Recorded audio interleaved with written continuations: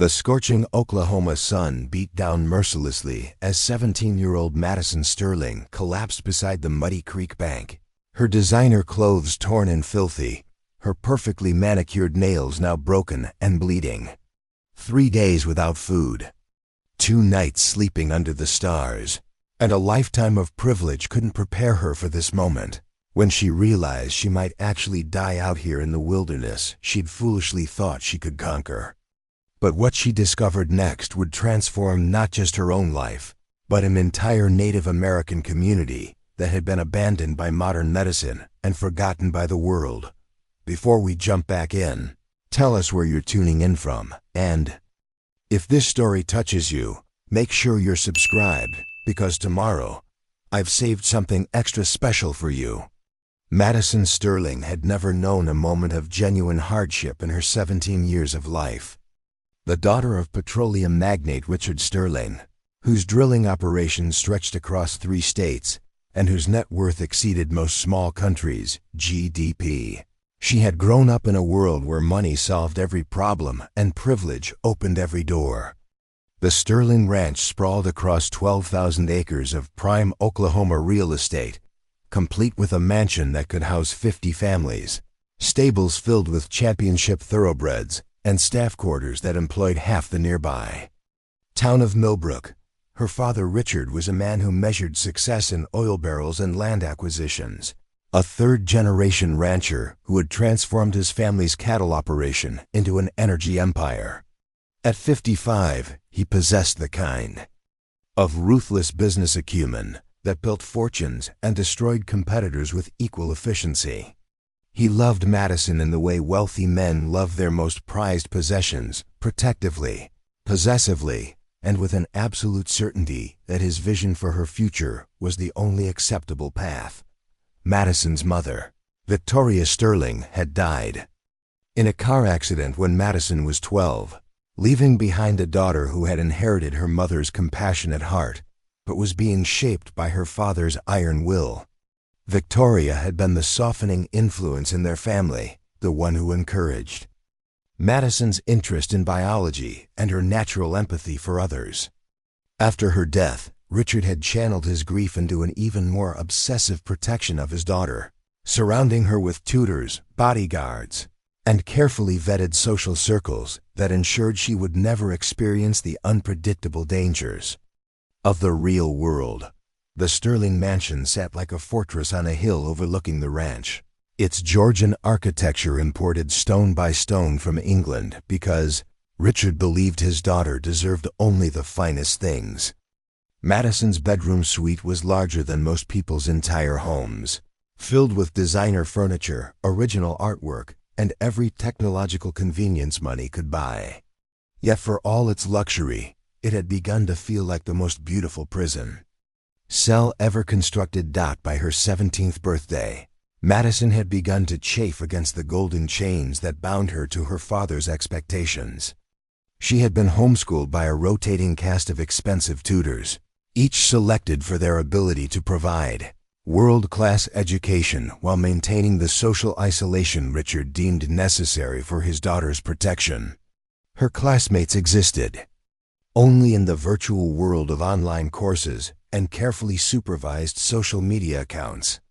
Her friends were limited to the children of her father's business associates, relationships that felt more like diplomatic arrangements than genuine connections.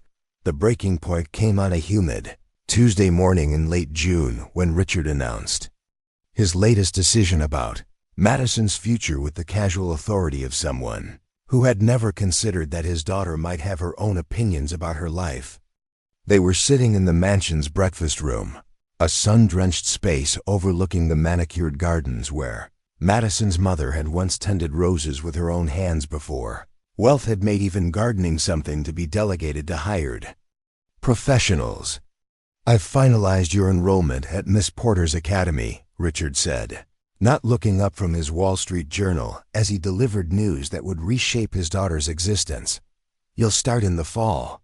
It's the finest finishing school in the country, and they've agreed to accept you despite the late application.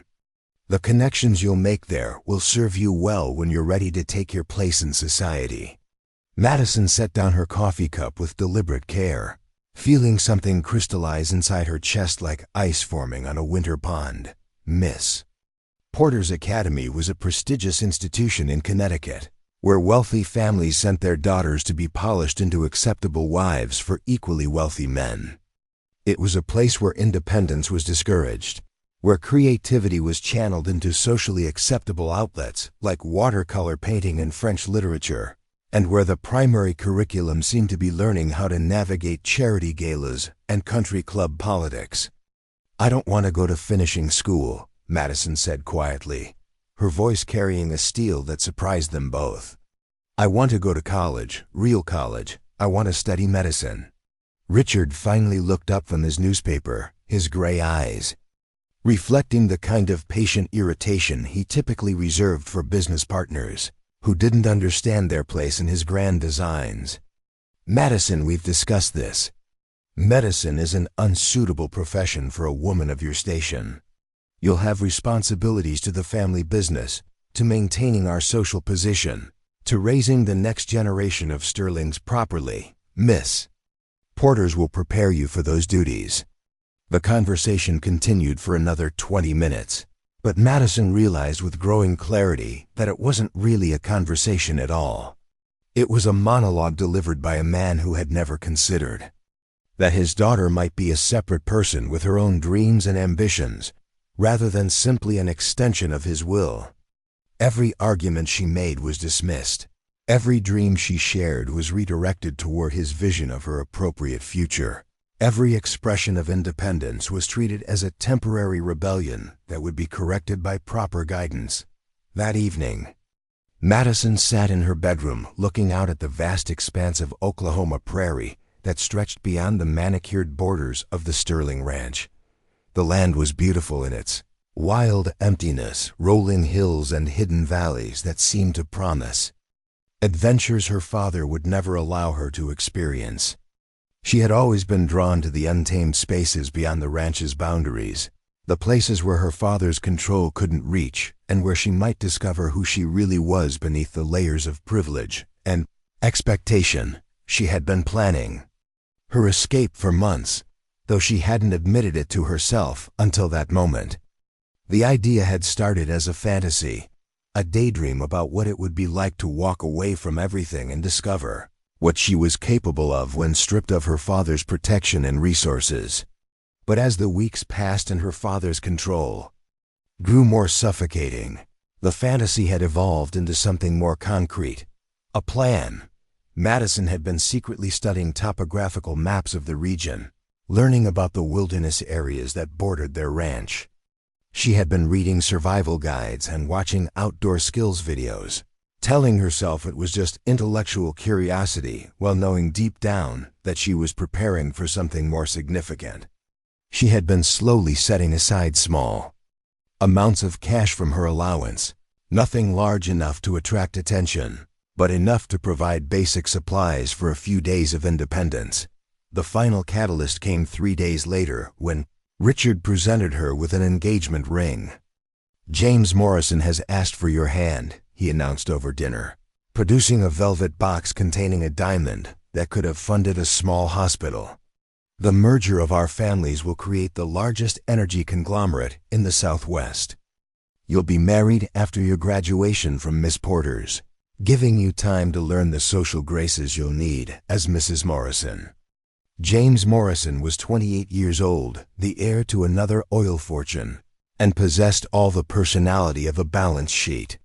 Madison had met him at various family functions over the years and found him to be polite, boring, and utterly uninterested in her as anything more than a strategic acquisition.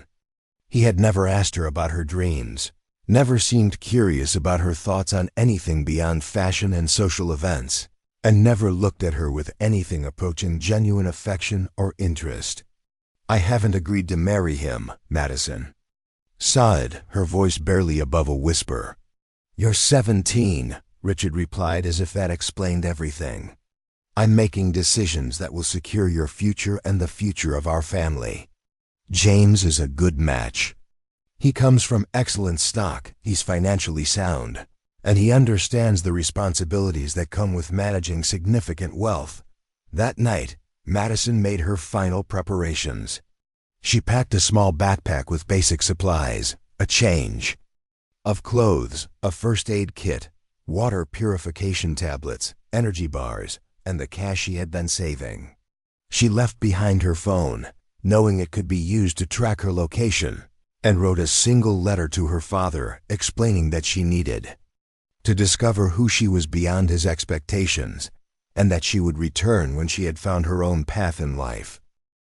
At dawn, while the household staff was still preparing for the day and her father was in his study reviewing drilling reports, Madison slipped out of the mansion and began walking toward the wild lands that bordered the Sterling Ranch. She had studied the maps carefully and knew that if she headed northeast, she would eventually reach the territory of the Muskogee Creek Nation, where the old ways still survived in scattered communities that existed largely outside the modern world her father dominated. She had no specific plan beyond escape, no clear destination beyond away from here, and no realistic understanding of what survival in the wilderness would actually require. She was a 17-year-old girl who had never spent a night without air conditioning, never prepared her own food, and never been more than a few miles from home without a security detail. But she was also Victoria Sterling's daughter, and somewhere beneath the layers of privilege and protection, she carried her mother's spirit of compassion and her own deep well of determination that had been waiting years for the chance to be tested. The first few hours of her journey felt almost exhilarating. The morning air was crisp and clean, the landscape stretched endlessly ahead of her, and every step carried her further from the golden cage that had been slowly suffocating her dreams. She followed cattle trails and fence lines, staying parallel to the main roads but far enough away to avoid being spotted by anyone who might recognize her and report her location to her father. By noon, the exhilaration had given way to a growing awareness of the physical challenges she faced. The Oklahoma sun was merciless, temperatures climbing toward 100 degrees as she walked across exposed prairie with inadequate shade and limited water. Her designer hiking boots, purchased for their appearance rather than their functionality, had begun to raise blisters on her feet. The backpack that had seemed light that morning now felt like it was filled with concrete, and she was beginning to understand the difference between reading about wilderness survival and actually experiencing it. She pressed on, driven by a combination of stubborn pride and genuine fear of what would happen if she returned home after less than a day. Her father would increase security, limit her freedoms even further, and probably accelerate the timeline for her enrollment at Miss Porter's academy. There would be no second chance at escape, no opportunity to prove to herself that she was capable of independence. This was her only shot at discovering who Madison Sterling really was when stripped of her father's protection and expectations. As the afternoon wore on and the heat became almost unbearable, Madison began to realize that her romantic notions about finding herself in the wilderness were dangerously naive. She was exhausted, dehydrated despite careful rationing of her water, and completely lost in a landscape that had looked so simple on the maps, but proved to be a maze of similar-looking hills and valleys. The confidence that had carried her through the morning had evaporated along with her sweat, leaving behind a growing panic about what she had gotten herself into. When she finally stumbled upon a small creek as the sun was setting on her first day of freedom, Madison collapsed beside the water with a mixture of relief and despair. She was free from her father's control, but she was also completely unprepared for the reality of survival in a world that didn't care about her family's wealth or social position. She had escaped the golden cage, but she was beginning to understand that freedom came with a price. She might not be able to pay. As darkness fell over the Oklahoma prairie and the temperature began to drop, Madison Sterling sat beside the creek and faced the first night of her new life with nothing but her own determination to keep her alive.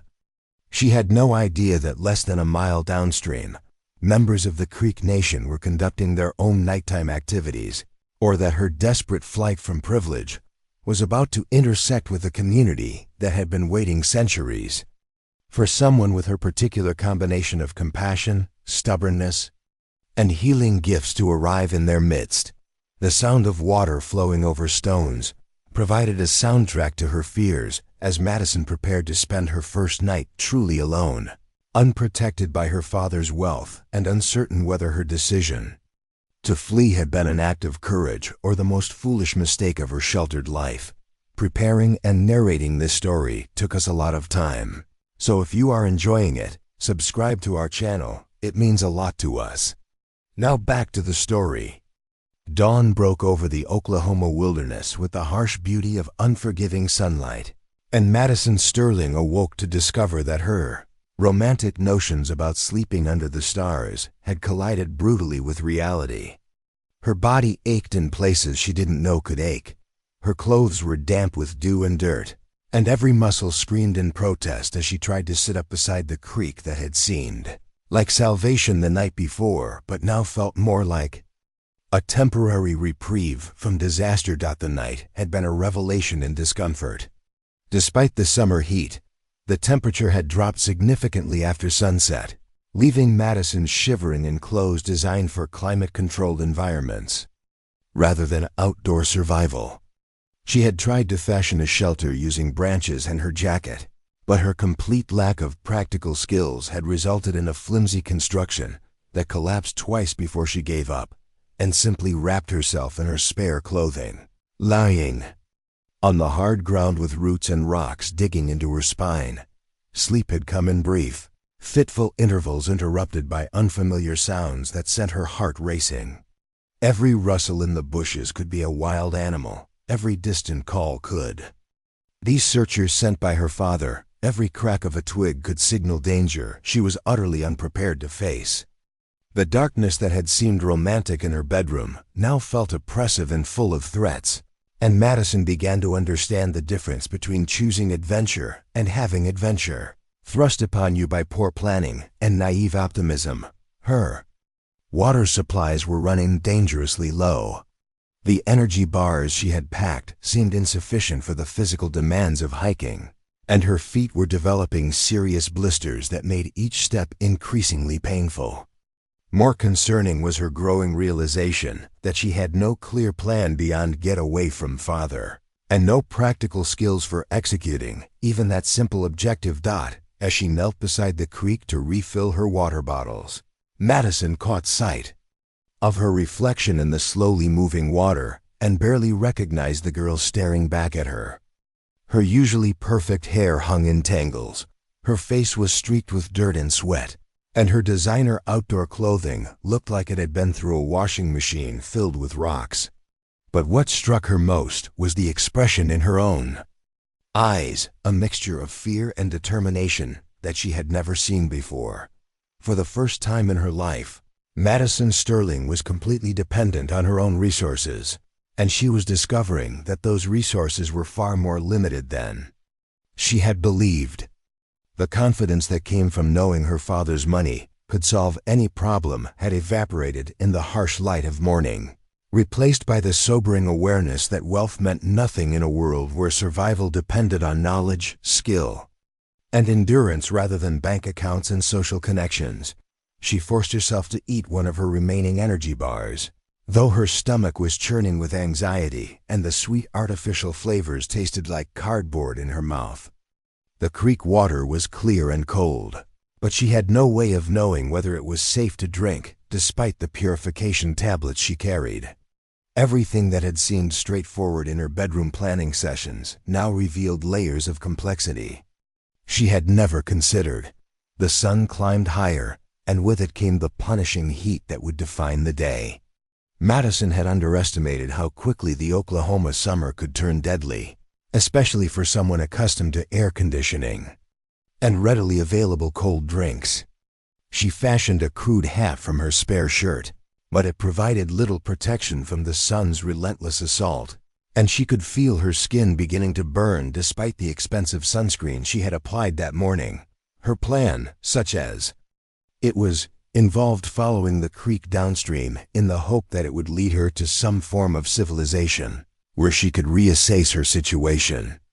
The map she had studied suggested that the creek eventually joined a larger river system that passed through Creek Nation territory, but her understanding of distances and terrain had proven to be woefully inadequate.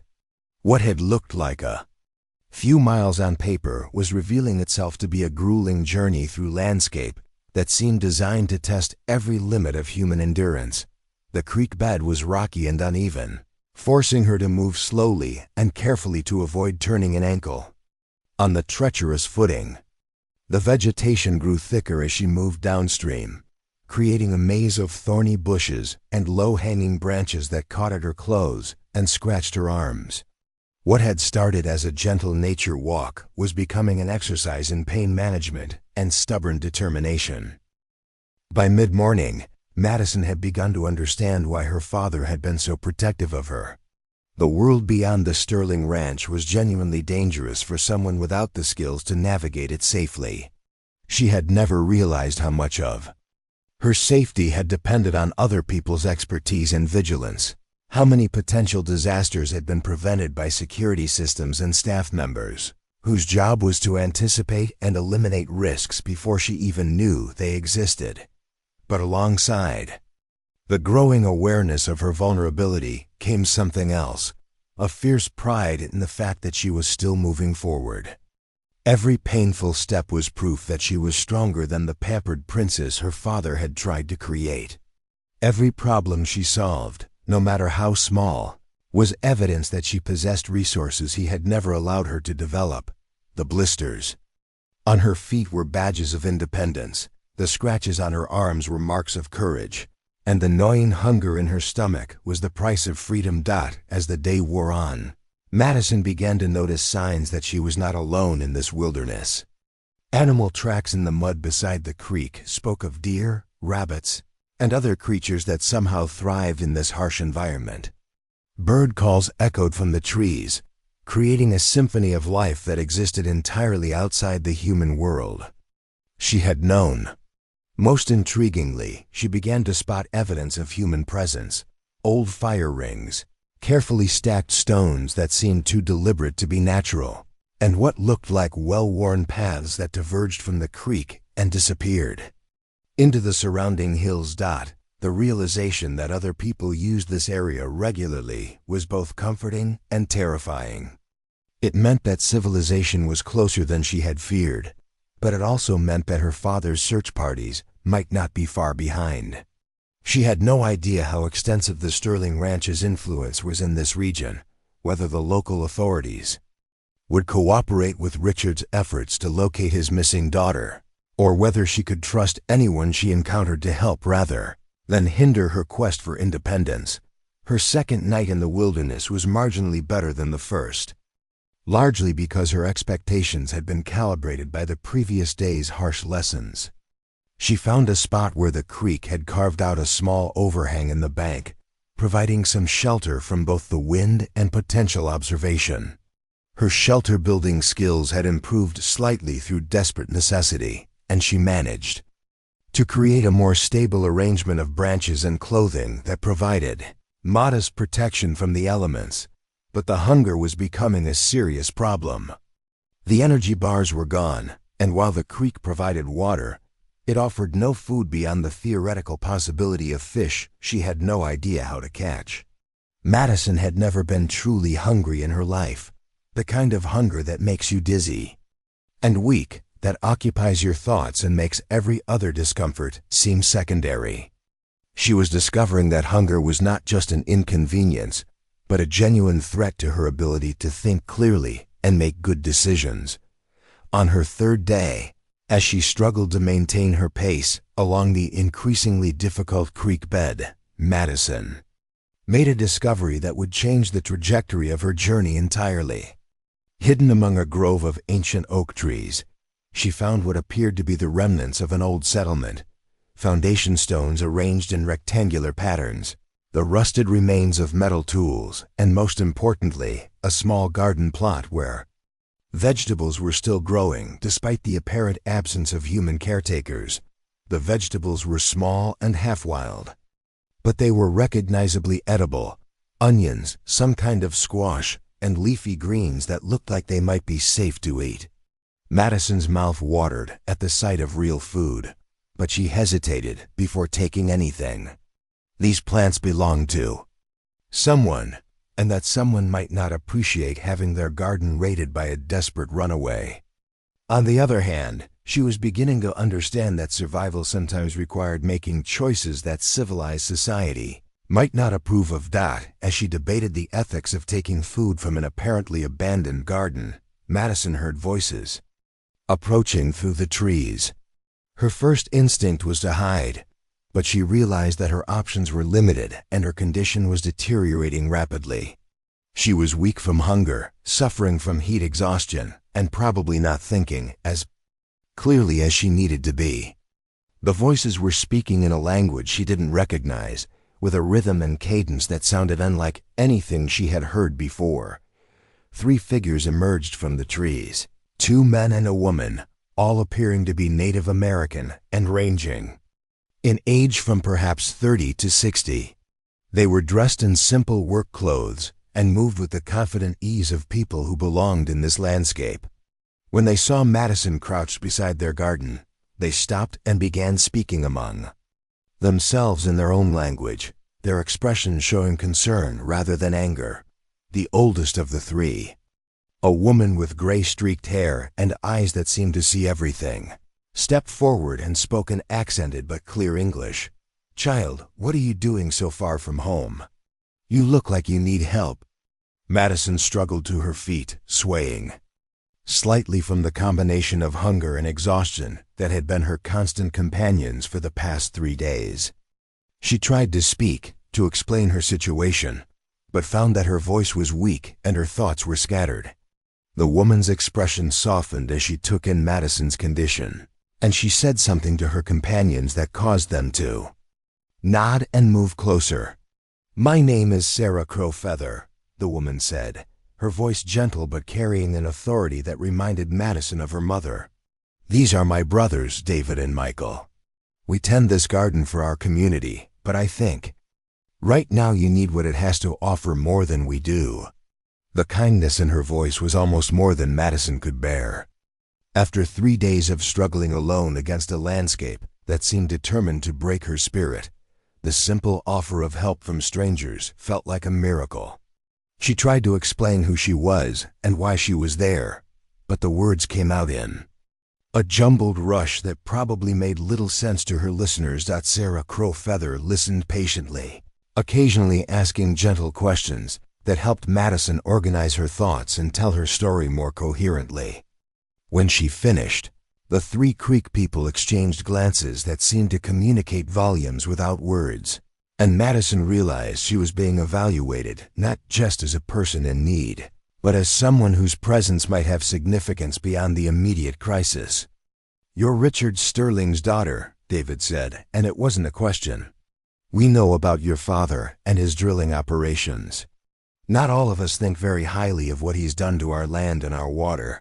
Madison felt her heart sink.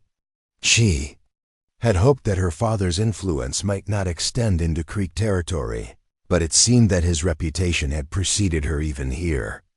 She waited for them to turn her away, to tell her that the daughter of an oil baron was not welcome in their community, but instead Sarah Crowfeather surprised her with a different response.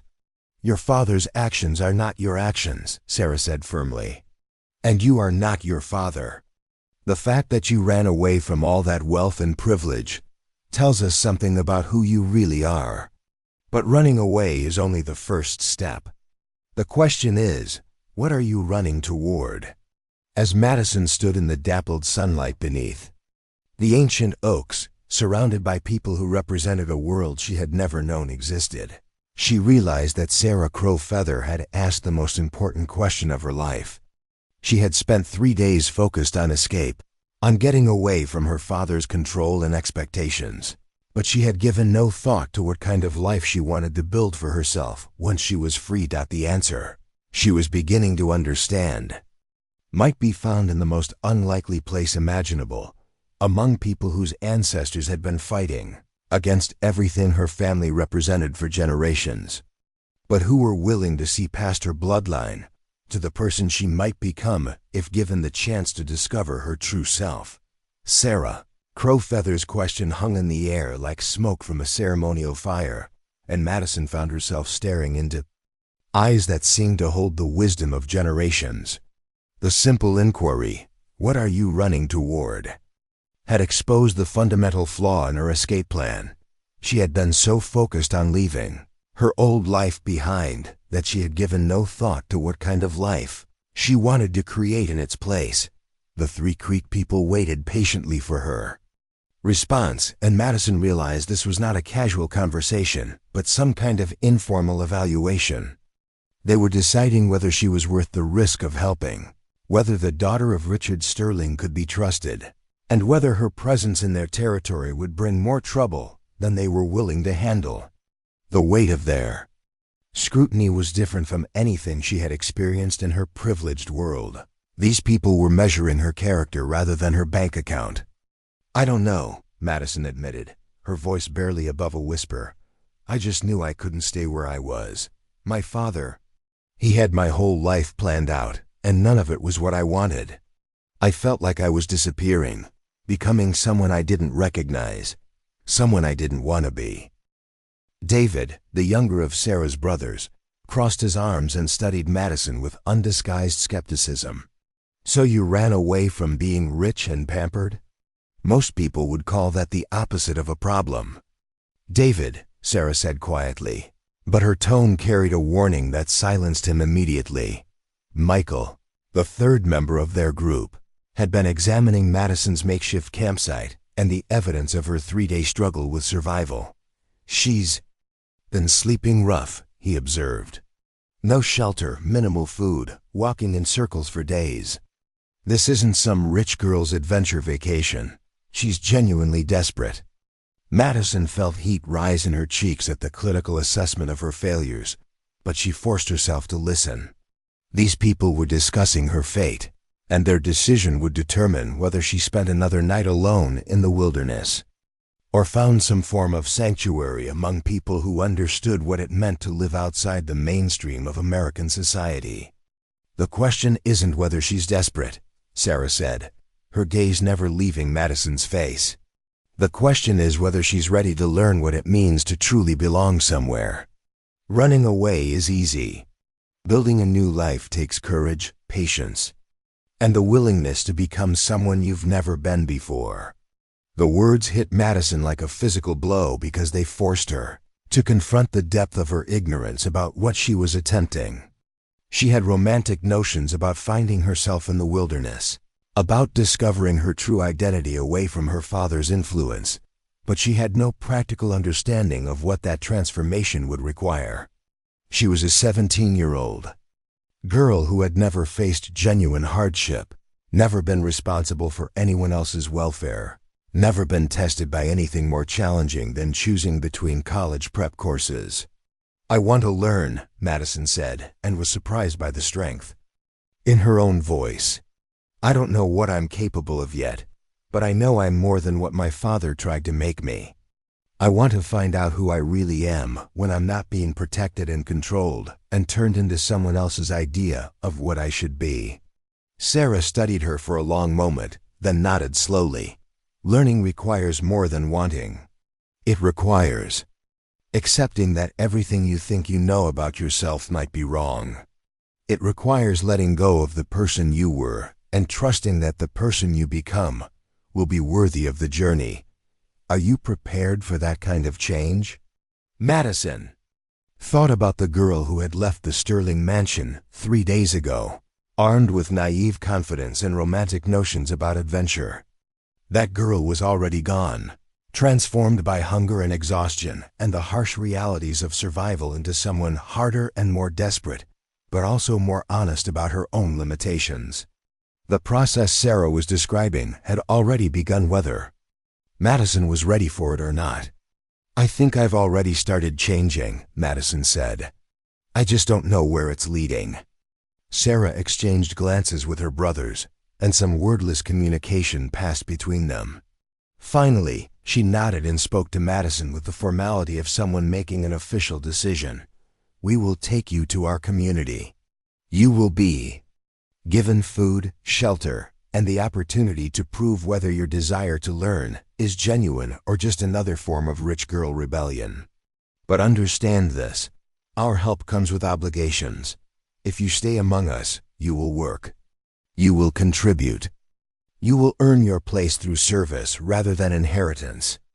The relief Madison felt at the promise of food and shelter was almost overwhelming, but it was tempered by anxiety about what she was committing herself to. She had no idea what kind of work would be expected of her, no understanding of Creek customs and expectations, and no guarantee that she would be capable of meeting their standards. But the alternative was returning to her father's control or continuing to wander in the wilderness until hunger and exposure finished what her naive planning had started. "I understand," Madison said. "Thank you for giving me the chance." The journey to the Creek community took the rest of the day, following paths that were invisible to Madison's untrained eyes, but clearly well known to her guides. Sarah Crowfeather led the way with the confident stride of someone who had walked these trails thousands of times, while David and Michael flanked Madison like guards assigned to prevent either escape or collapse. The pace was steady but not punishing, calibrated for someone whose strength had been depleted by days of inadequate nutrition and poor sleep. As they walked, Sarah began what felt like an informal orientation, explaining some of the basic customs and expectations Madison would need to understand if she was going to survive in their community. The Creek Nation had been fighting for cultural survival for centuries, maintaining their traditions and identity despite repeated attempts by the federal government to force assimilation and by private interests to exploit their resources. "Your father's drilling operations have contaminated 3 of our traditional water sources," Sarah explained matter-of-factly as they paused beside a stream that ran clear and cold over ancient stones. "His lawyers claim the pollution is within legal limits, but legal limits don't help when children get sick from drinking water their ancestors considered sacred." Madison felt sick hearing this. She had known her father's business involved oil drilling, but she had never considered the environmental impact on local communities. In her sheltered world, environmental concerns were abstract issues discussed in academic terms rather than lived realities that affected real people's health and survival. "I didn't know," Madison said quietly. "He never talked about. I knew there were environmental regulations, but I thought." "You thought rich people's lawyers made sure rich people's problems stayed legal," David said with barely concealed anger. "You thought money made everything clean and acceptable." "David," Sarah warned again, but this time her tone was gentler. "She's learning. Give her time to understand how the world looks from outside her father's protection." As the afternoon progressed, Madison began to see glimpses of the Creek community through breaks in the forest. Modest homes built from local materials, gardens that seemed to grow wild but showed evidence of careful cultivation, and people who moved with the same confident relationship to the landscape that characterized her guides. It was a world that existed parallel to, but separate from the mainstream American society she had known, with its own rhythms and values and ways of measuring success. The central gathering area of the community was larger than Madison had expected, with perhaps 24 homes arranged around a circular open space where children played and adults worked at various tasks. The architecture was a mixture of traditional and practical modern elements, log and stone construction that utilized contemporary tools and materials, but followed patterns that had been developed over centuries of adaptation to the local environment. Madison's arrival created a stir of curiosity and concern. News of Richard Sterling's missing daughter had apparently reached the community through channels she didn't understand, and her presence represented both an opportunity and a potential threat. Some residents viewed her with open suspicion, others with curiosity, and a few with what appeared to be genuine compassion for a young person in obvious distress. Sarah led Madison to a small cabin near the edge of the settlement, explaining that it had been used to house visitors and those recovering from illness or injury. The interior was simple but comfortable. A single room with a bed, a small table and chair, and basic amenities that felt luxurious after 3 nights on the ground. More importantly, it represented acceptance, temporary perhaps, but real nonetheless. "You'll stay here while we determine whether you're serious about learning our ways," Sarah explained. "Tomorrow you'll begin contributing to the community's work.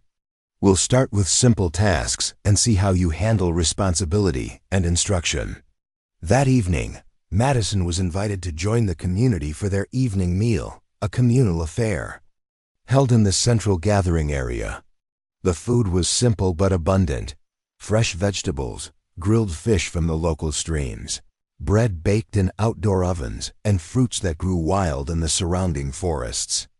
It was the first real meal Madison had eaten in days, and every bite felt like a small miracle. But more significant than the food was the atmosphere around the shared meal. There was a sense of belonging and mutual responsibility that was completely different from the formal dinners at the Sterling mansion. People talked freely across generations and family lines. Children moved easily between adult conversations, and decisions about community matters were discussed openly rather than handed down from authority figures. As Madison sat on the edge of this gathering, still very much an outsider but no longer completely alone, she began to understand what Sarah Crow Feather had meant about learning what it meant to truly belong somewhere. The Creek community wasn't just a place where people lived. It was a web of relationships and obligations and shared values that created something larger than the sum of its individual parts. An elderly man named Thomas Wounded Bear approached Madison as the evening wound down, his weathered face showing the kind of deep lines that came from decades of outdoor work and genuine laughter. "Sarah tells me you want to learn about healing," he said, settling beside her with the careful movements of someone whose joints had earned their complaints through long service. Madison was surprised.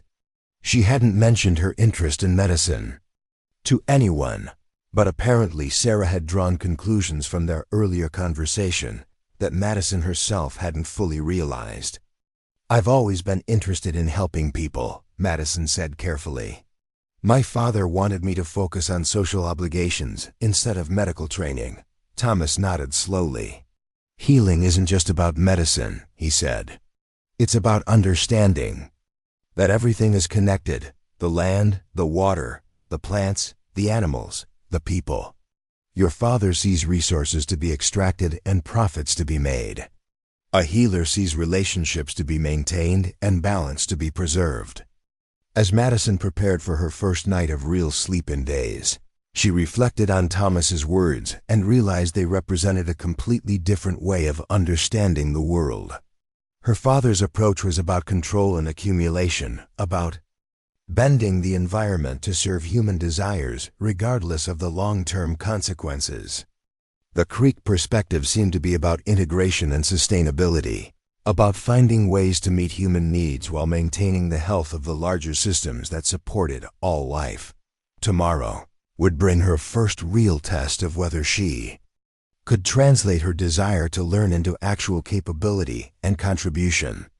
Tonight, she fell asleep to the sound of wind through the trees and distant conversations in a language she didn't understand, but somehow found comforting, surrounded by people who had given her a chance to prove herself despite every reason to distrust. Her family name, Madison's first week in the Creek community, shattered every assumption she had held about her own capabilities and limitations. Sarah Crow Feather had not been exaggerating when she warned about the demands of earning her place through service rather than inheritance. From dawn until dusk, Madison found herself assigned to tasks that pushed her physical endurance and mental resilience to their breaking points, while teaching her skills she had never imagined needing. Her first assignment came before sunrise.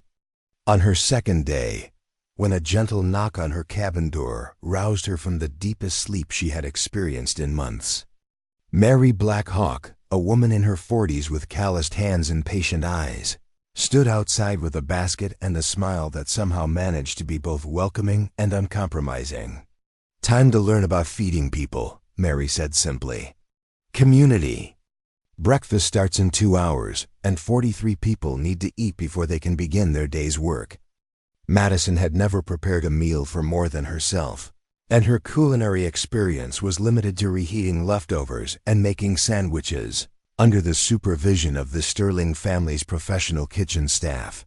The idea of helping to feed 43 people felt overwhelming, but she followed Mary to the community kitchen with determination that surprised them both. The next 2 hours were a masterclass in organized chaos.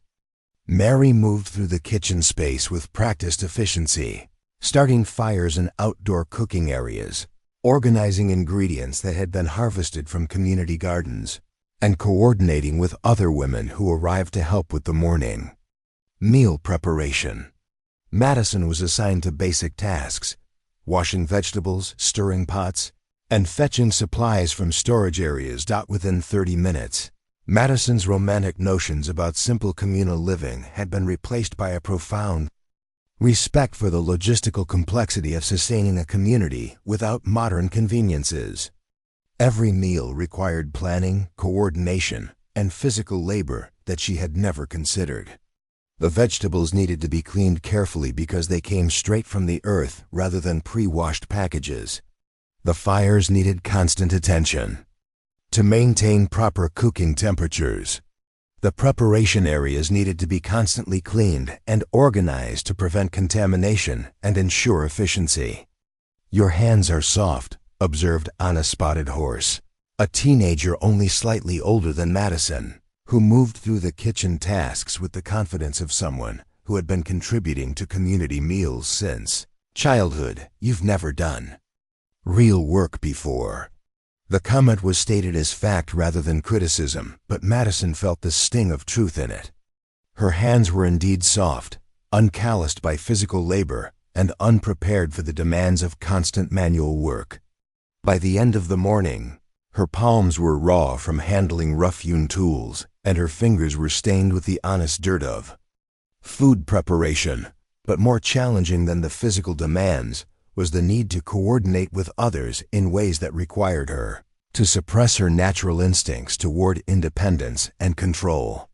In her father's household, tasks were accomplished through delegation and supervision.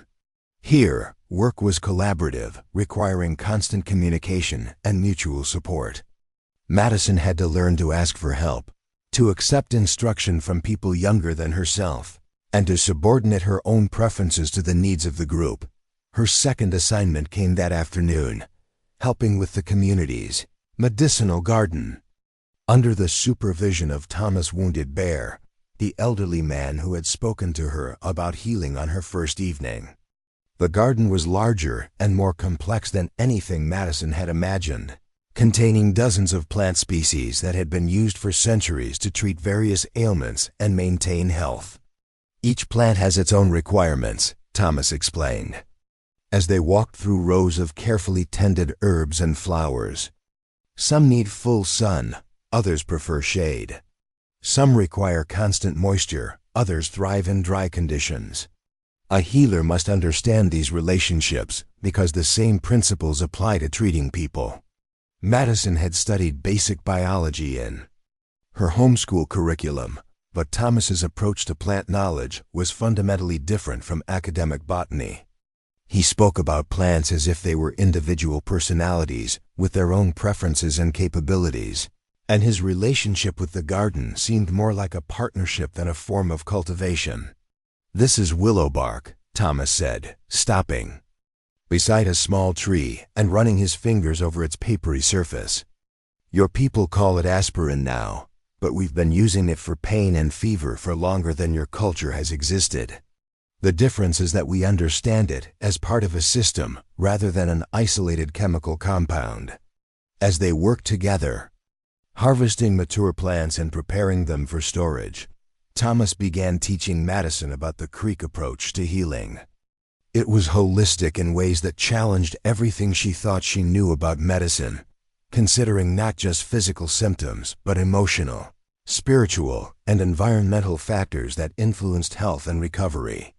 "Your father's drilling operations," Thomas said matter-of-factly as they ground dried roots into powder. "They've created sickness that goes beyond what shows up in blood tests.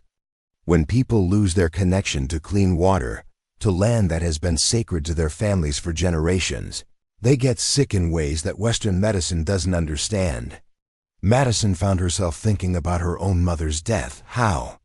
The cancer had seemed to come from nowhere and resist every treatment that money could buy. She wondered if there had been environmental factors that the specialists had never considered, connections between her family's wealth and the industrial processes that had created health problems for communities like this one. Her third day brought her first real crisis. She had been assigned to help with childcare while the parents worked on essential community tasks.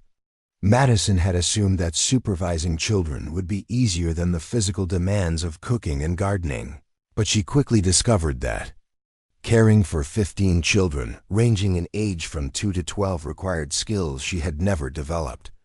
The children were not impressed by her privileged background or her father's wealth. They were interested in whether she could keep up with their games, whether she could settle their disputes fairly, and whether she could be trusted to keep them safe while they explored and played. Madison found herself running after toddlers who seemed determined to find dangerous situations, mediating arguments between older children who tested her authority, and trying to organize activities that would keep everyone engaged and happy. The crisis came when 6-year-old Joseph Crow Dog disappeared while Madison was helping another child with a scraped knee.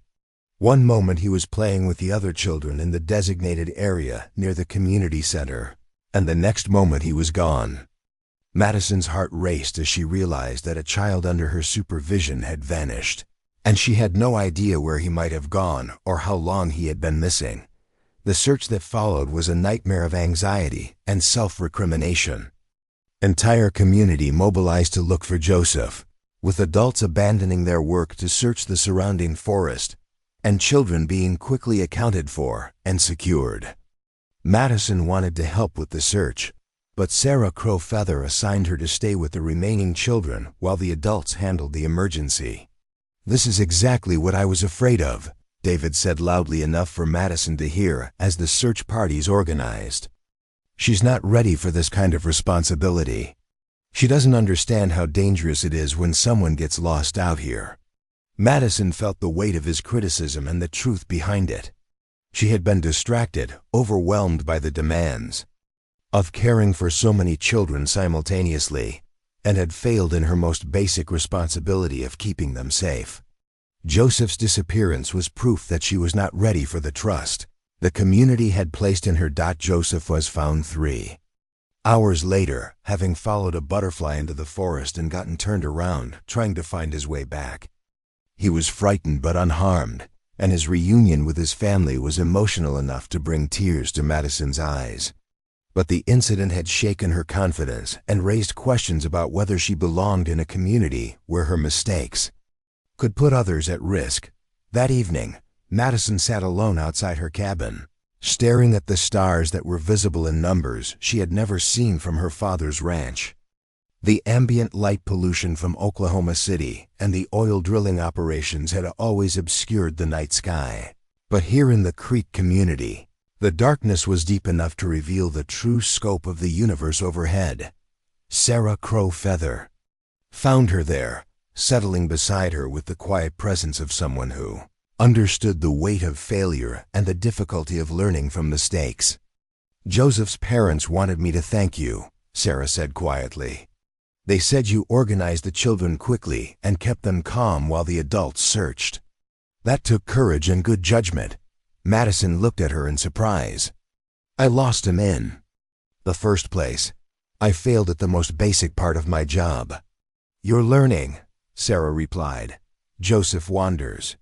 He's done it before, and he'll probably do it again despite everyone's best efforts. The difference is that today, when it happened, you took responsibility and helped solve the problem instead of making excuses or blaming others." They sat in comfortable silence for a while, watching the stars wheel overhead in their ancient patterns. Finally, Sarah spoke again, her voice carrying the weight of experience and wisdom earned through years of guiding others through difficult transitions. "Your father called the tribal council today," she said. "He's offering a substantial reward for information about your whereabouts. He's also threatening legal action if he discovers that we're harboring a minor against her will." Madison felt her stomach drop. She had known this moment would come, when her father's resources and influence would be brought to bear on finding her and bringing her home. The temporary sanctuary she had found in the Creek community was about to be tested by forces that could destroy everything she was trying to build. "What did the council tell him?" Madison asked, though she was afraid to hear the answer. "That we don't know anything about his daughter's whereabouts," Sarah replied. "But that won't satisfy him for long. He's hired private investigators, and they're systematically searching every community and settlement in the region. They'll find you eventually." Madison realized that her week of learning and growth had been an illusion of safety. She was still Richard Sterling's daughter, still a minor under his legal control, and still subject to being returned to the life she had tried to escape. The Creek community had risked their own safety by helping her, and now they were all facing the consequences of that generosity. "I should leave," Madison said quietly. "I should go back before he causes trouble for everyone here." Sarah studied her for a long moment, then shook her head. "That's not your decision to make alone. You're part of this community now, and the community will decide together how to protect you and how to deal with your father's threats." The words hit Madison like a physical blow, but in the best possible way. For the first time in her life, she was part of something larger than herself, something that valued her not for her wealth or her family connections, but for her willingness to learn and contribute. The Creek community was prepared to face her father's wrath to protect her right to choose her own path. As Madison prepared for sleep that night, she realized that tomorrow would bring new challenges that would test not just her individual capabilities, but the strength of the relationships she had begun to build. Her father's money and influence represented a threat to everything the Creek community stood for, and her presence among them had put their values and their safety at risk. The battle for her independence was about to begin in earnest, and the stakes were higher than she had ever imagined. The sound of helicopters broke the peaceful morning silence like thunder, sending birds scattering from the trees and bringing every member of the Creek community to immediate alertness. Madison had been helping Thomas' wounded bear collect medicinal roots in the forest when the mechanical roar overhead announced that her father's search had finally reached its destination. Her hands froze on the willow bark she had been carefully harvesting, and she looked up through the canopy to see 2 aircraft circling the settlement like mechanical vultures. "He's found us," Madison whispered, though the words were unnecessary. Everyone could see what was happening, and the implications were clear to all. Thomas placed a weathered hand on her shoulder, his touch steady despite the chaos unfolding around them. "Your father is a powerful man in the outside world," he said quietly. "But power takes different forms in different places. Here, he has money and lawyers and helicopters. We have something else." Before Madison could ask what he meant, Sarah Crowfeather's voice carried through the forest, calling for everyone to return to the central gathering area immediately. The community's emergency protocols had been activated, and Madison found herself swept along with the tide of people moving toward the settlement's heart, where decisions would be made that could change everything. The scene at the central gathering area was controlled chaos.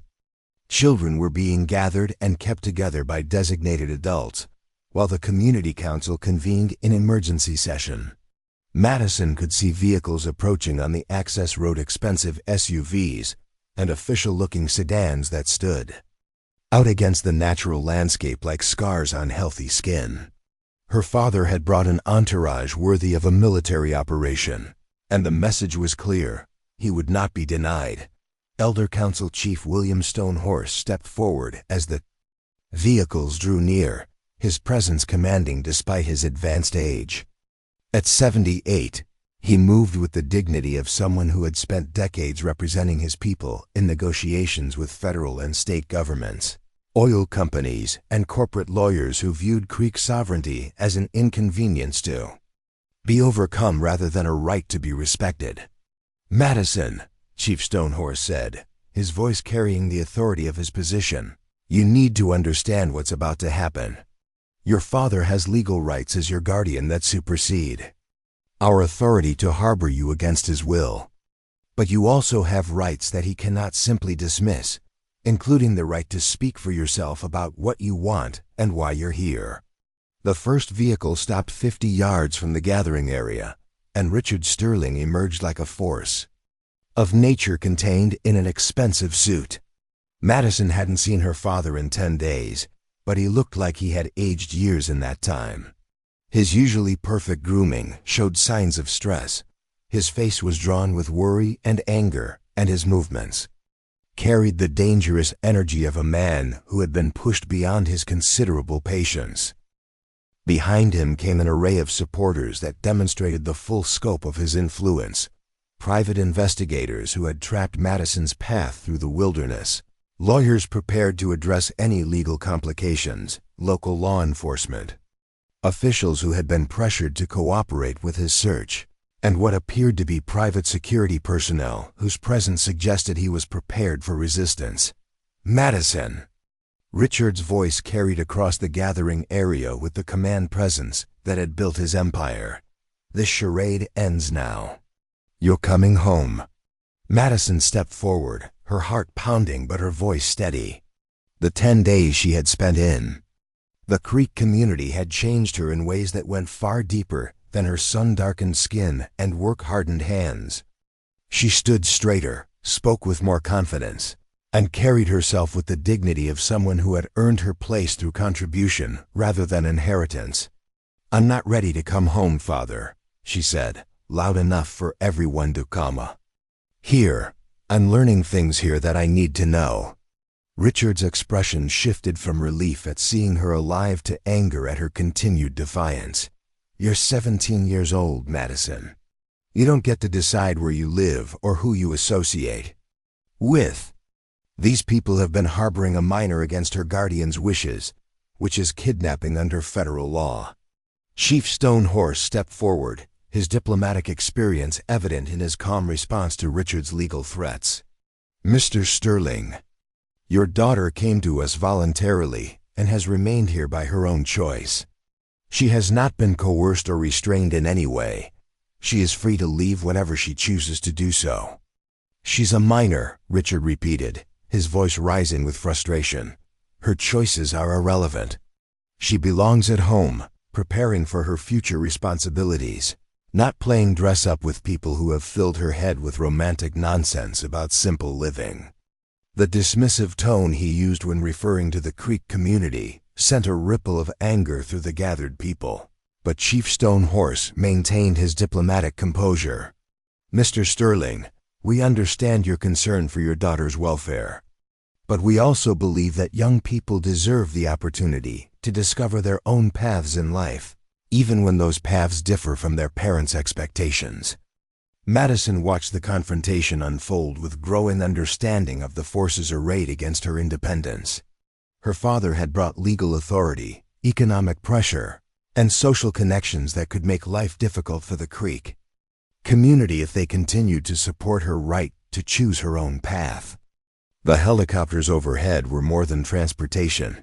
They were symbols of the technological and financial superiority he could bring to bear on anyone who opposed his will. But she also saw something her father couldn't see: the quiet strength of people who had been resisting external pressure for generations, who understood that some things were more important than convenience or comfort, and who measured success in terms of community welfare rather than individual accumulation. "Madison," her father said, his voice softening as he tried a different approach, "look at yourself. Look at what these people have done to you. You're thin, your hands are ruined, your skin is damaged by sun exposure. This isn't the life you were meant for. You have opportunities waiting for you that these people could never imagine. Madison looked down at her hands, seeing the calluses and stains that marked 2 weeks of honest work, then looked back at her father with new understanding of the gulf between their worldviews. These hands have fed hungry people, she said quietly. They've helped grow medicine that heals sickness. They've cared for children and learned skills that matter. How is that ruining them? Richard's frustration boiled over into the kind of anger she had rarely seen from him. Because you're supposed to be more than this. You're supposed to use your advantages to accomplish great things, not waste them on subsistence living with people who have given up on progress and achievement. What if their definition of progress is different from yours? Madison asked. What if they've achieved things that your money can't buy? The question hit her father like a physical blow because it challenged the fundamental assumptions that had guided his entire life. In his world, progress was measured in dollars earned, resources extracted, and competitors defeated. The idea that there might be other ways of measuring success in terms of community health, environmental sustainability, or cultural preservation was foreign to his experience. Thomas Wounded Bear stepped forward, his presence commanding despite his lack of expensive clothing or impressive credentials. "Mr. Sterling," he said with quiet dignity, "your daughter has shown remarkable aptitude for healing work. In our tradition, such gifts are recognized and nurtured regardless of a person's background or family circumstances. She has the potential to become something truly valuable, not because of her wealth, but because of her compassion and willingness to learn." Richard dismissed Thomas with a wave of his hand that revealed his complete lack of respect for Creek traditions or wisdom. She doesn't need to become a folk healer when she could become a real doctor with the finest medical education money can buy. She could run hospitals, fund medical research, make contributions to science that would dwarf anything she could accomplish here. And if that's not what she wants, Sarah Crowfeather asked, her voice cutting through Richard's dismissive attitude. Like a blade. If she chooses service over status, healing over wealth, community over individual achievement, do her dreams matter, or only yours? The question exposed the heart of the conflict between Madison and her father. He loved her genuinely but possessively, unable to distinguish between what was best for her and what fit his own vision of success. He had spent 17 years preparing her for a life he had designed, and her desire to choose a different path felt like betrayal of everything he had worked to provide. "Dreams are luxuries for people who don't have real responsibilities," Richard said coldly. "Madison has obligations to her family, to the business that will support her future, to the social position she was born into. I won't let her throw all of that away for some adolescent fantasy about finding herself." Madison realized that no amount of argument would bridge the gap between her father's worldview and the reality she had discovered in the Creek community. He saw her work as degrading because it involved physical labor and modest living conditions. He saw the Creek people as obstacles to her proper development because they offered alternatives to his vision of her future. He saw her growing independence as defiance because it threatened his control over every aspect of her life. But she also realized something else. She was no longer the frightened, naive girl who had run away from the Sterling mansion 2 weeks ago.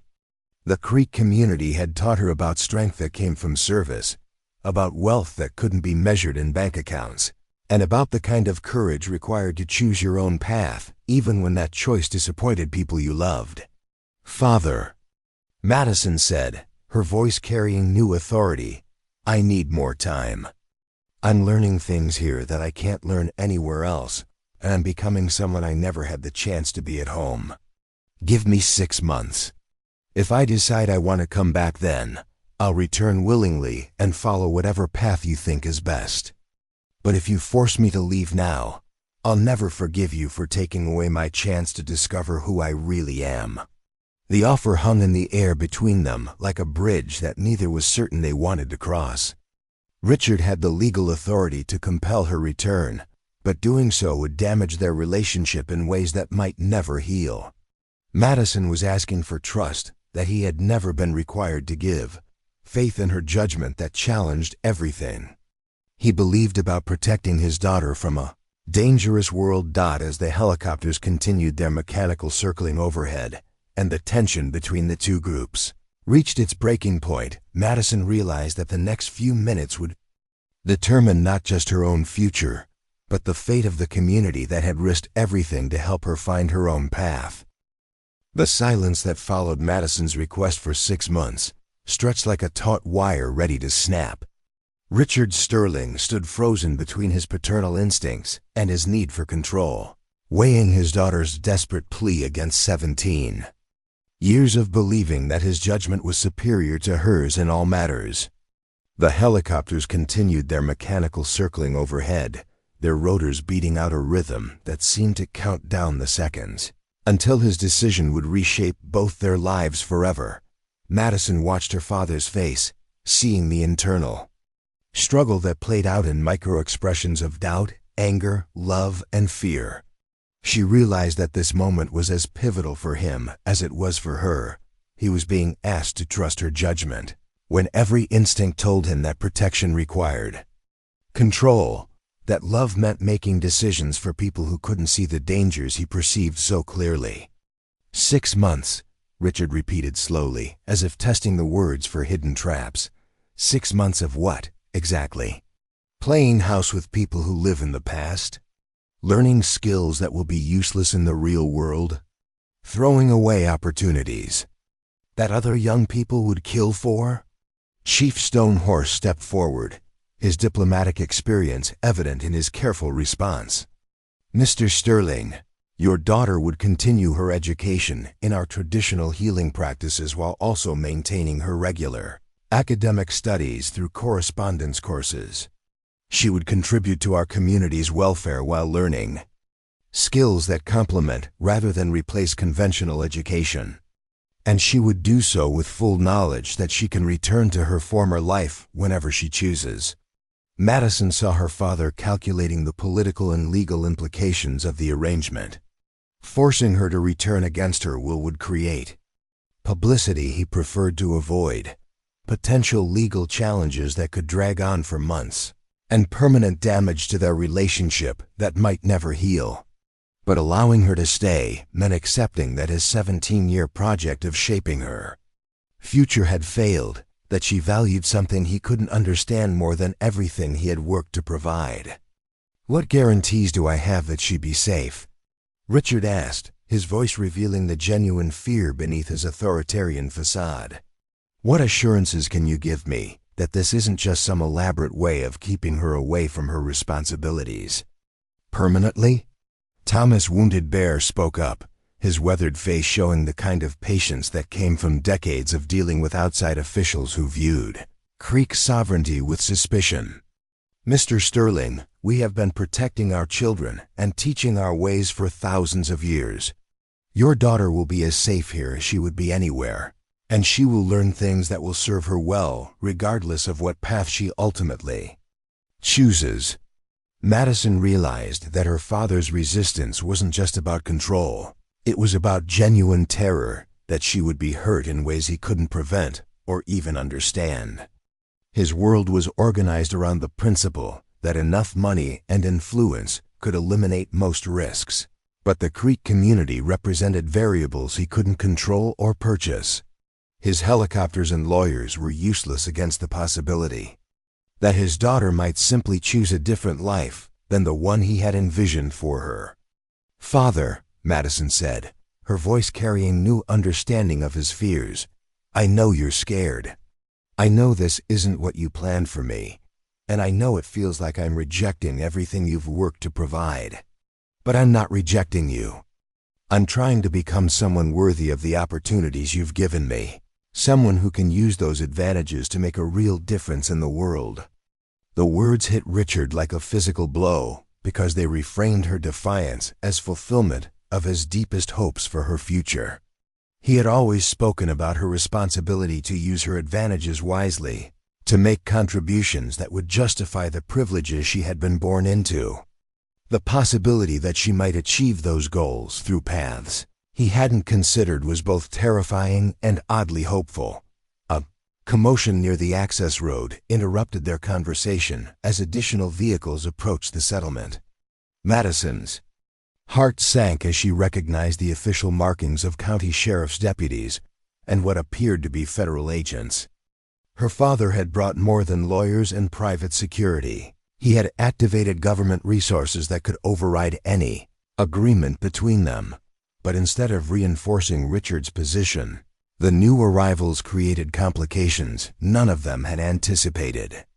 Sheriff Janet Morrison emerged from the lead vehicle with the grim expression of someone delivering unwelcome news to people she would rather not antagonize.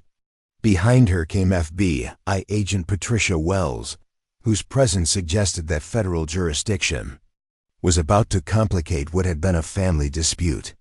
"Mr. Sterling," Sheriff Morrison said, her tone professional but not particularly deferential despite Richard's obvious wealth and influence, "we need to speak with you about some irregularities in your search and recovery operation."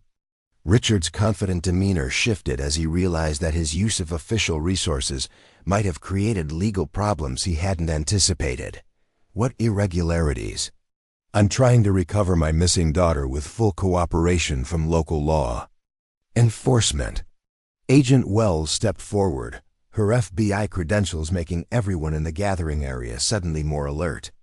"Sir, we've received reports that your private investigators may have engaged in activities that exceed their legal authority. There are also questions about whether your use of helicopters over sovereign Creek Nation territory was properly authorized." Madison watched her father's face as he processed this unexpected development. His assumption that money and influence could smooth away legal complications was being challenged by federal agents, who operated under different rules than local officials he might have been able to pressure or persuade. "Furthermore," Agent Wells continued, "we've been monitoring your daughter's situation as part of a larger investigation into missing persons cases in this region. Her voluntary presence in this community, combined with her clear statements about her own wishes, creates legal complexities that can't be resolved simply through parental authority." The revelation that Madison's case was connected to a broader federal investigation sent ripples of tension through both groups. Richard clearly hadn't expected his search for his daughter to intersect with FBI activities, while the Creek community realized that their situation was more complicated than a simple dispute over parental rights. Chief Stonehorse maintained his diplomatic composure despite the escalating complexity of the situation. "Agent Wells, we have been fully cooperative with all legal authorities throughout this matter. Madison Sterling came to us voluntarily, has remained here by her own choice, and has been free to leave at any time. We have acted in accordance with both federal law and our tribal sovereignty rights." Agent Wells nodded, but her expression remained serious. "Chief Stonehorse, we understand and respect the Creek Nation's sovereignty.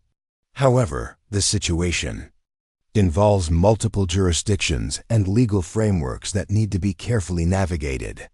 We're not here to resolve the family dispute, but we do need to ensure that all parties understand their rights and obligations under federal law." Madison realized that the arrival of federal agents had fundamentally changed the dynamics of her confrontation with her father. What had been a personal family crisis was now a legal matter involving sovereign rights, federal jurisdiction, and law enforcement procedures that none of them fully understood. Her simple request for 6 months to prove herself had become entangled in complexities that could affect not just her own future, but the Creek community's relationship with federal and state authorities. "Agent Wells," Madison said, stepping forward with the courage she had developed over her weeks in the community, "I want to make it clear that I came here voluntarily, and I remain here by my own choice. No one has coerced me or prevented me from contacting my father. I asked him for 6 months to complete my education in traditional healing practices, and I believe I have the right to make that request." Richard started to object, But Agent Wells raised her hand to silence him. "Miss Sterling, you're 17 years old, which means you're still legally a minor under your father's guardianship. However, federal law also recognizes certain rights of minors to express their preferences in custody and residency matters, particularly when those preferences are clearly and consistently stated." The legal complexities were creating an opening that neither Madison nor her father had anticipated. Her case wasn't simply a matter of parental authority overriding a teenager's wishes. It involved questions of indigenous rights, federal jurisdiction, and the legal status of minors who expressed clear preferences about their own living situations. Thomas Wounded Bear stepped forward, his presence commanding despite his lack of official credentials. "Agent Wells, in our tradition, young people who show aptitude for healing work are guided through formal training that typically takes several seasons to complete. Madison has demonstrated remarkable natural ability, and interrupting her education at this point would be detrimental to her development and potentially wasteful of gifts that could benefit many people." Agent Wells considered Thomas's words carefully. "Mr. Wounded Bear, are you saying that Madison is enrolled in a formal educational program that has specific duration and requirements?" "Yes," Thomas replied without hesitation. "She is an apprentice healer under my supervision, following a curriculum that has been used by our people for generations. Completing this training would give her knowledge and skills that would enhance whatever medical career she might choose to pursue in the future." Madison saw what Thomas was doing and felt a surge of gratitude for his strategic thinking. By framing her time in the community as formal education rather than simple rebellion, he was creating legal justification for her request to stay while also appealing to her father's desire for her to receive the finest possible training. Richard Sterling found himself facing a situation that his wealth and influence couldn't simply override. Federal agents were treating his daughter's case as part of a complex legal matter rather than a simple family dispute.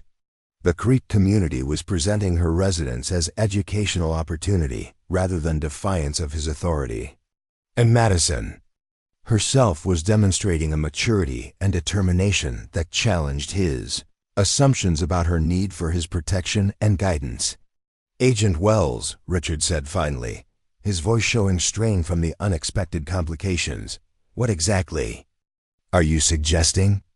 "That my 17-year-old daughter has the legal right to choose where she lives and what kind of education she receives."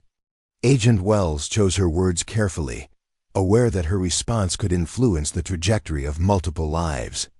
"Mr. Sterling, I'm suggesting that this situation involves enough legal complexity to warrant careful consideration of all parties' rights and interests.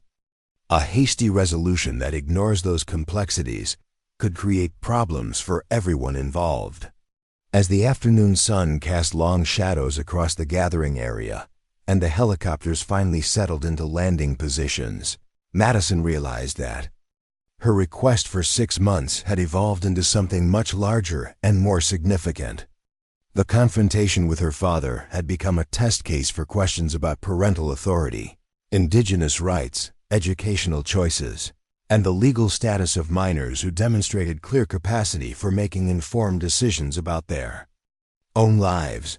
The next few hours would determine not just her own future, but the precedent that would be set for other young people who found themselves caught between family expectations and personal calling, between inherited privilege and chosen purpose, between the safety of familiar constraints and the risks of authentic independence. The standoff between competing authorities and jurisdictions was interrupted by a crisis that would test everything Madison had learned about healing and everything her father believed about the value of traditional medicine versus modern medical science.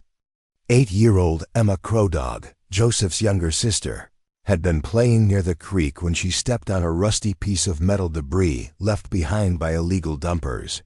The wound was deep and jagged, and by the time her screams brought adults running, she was bleeding heavily and showing signs of shock. Madison was among the first to reach Emma, Her weeks of training with Thomas wounded bear, having sharpened her instincts for recognizing medical emergencies. The child's injury was serious. The metal had sliced through the soft tissue of her foot and potentially damaged tendons and blood vessels that would require expert care to repair properly. But more immediately threatening was the bleeding and the risk of infection from the contaminated wound. "We need to get her to a hospital," Richard said immediately, his wealthy man's reflex toward accessing the best available medical care taking over from the complex legal negotiations that had been consuming everyone's attention moments before. "My helicopter can have her in Oklahoma City in 20 minutes. Thomas wounded bear knelt beside the injured child, his weathered hands gentle as he examined the wound with the careful attention of someone who had treated similar injuries many times before. "The bleeding needs to be controlled first," he said calmly. "Moving her before we stabilize the wound could make things worse." Madison found herself caught between two worlds and two approaches to healing as she watched the adults debate the best way to help. Emma, her father, represented the modern medical establishment, immediate evacuation to a fully equipped hospital where emergency surgery could be performed by board-certified specialists using the latest technology. Thomas represented traditional healing methods that had sustained indigenous peoples for centuries before the arrival of modern medicine. "Madison," Thomas said quietly, "I need your help. You've been learning about wound care and trauma treatment. This is why we teach these skills for moments when they're needed most." Madison felt the weight of responsibility settling on her shoulders as she realized that Thomas was asking her to participate in Emma's care using the traditional methods she had been studying. The child's life might depend on her ability to apply what she had learned, but any mistake could have catastrophic consequences. Her father's helicopter represented safety and certainty, while Thomas's approach represented trust and knowledge that couldn't be measured by academic credentials or medical board certifications. "She needs both," Madison said suddenly, the solution becoming clear as she looked at Emma's pale face and frightened eyes. Traditional methods to stabilize her here and now, modern medicine to ensure proper healing and prevent complications. They don't have to be in conflict with each other. Thomas nodded approvingly, while Richard looked skeptical but didn't interfere as Madison and Thomas began working together to clean and dress Emma's wound. Madison applied pressure to control the bleeding while Thomas prepared a poultice from medicinal plants that would help prevent infection and promote healing. Their movements were coordinated and efficient, the result of weeks of training that had taught Madison to trust Thomas's expertise while applying her own growing knowledge of anatomy and trauma response.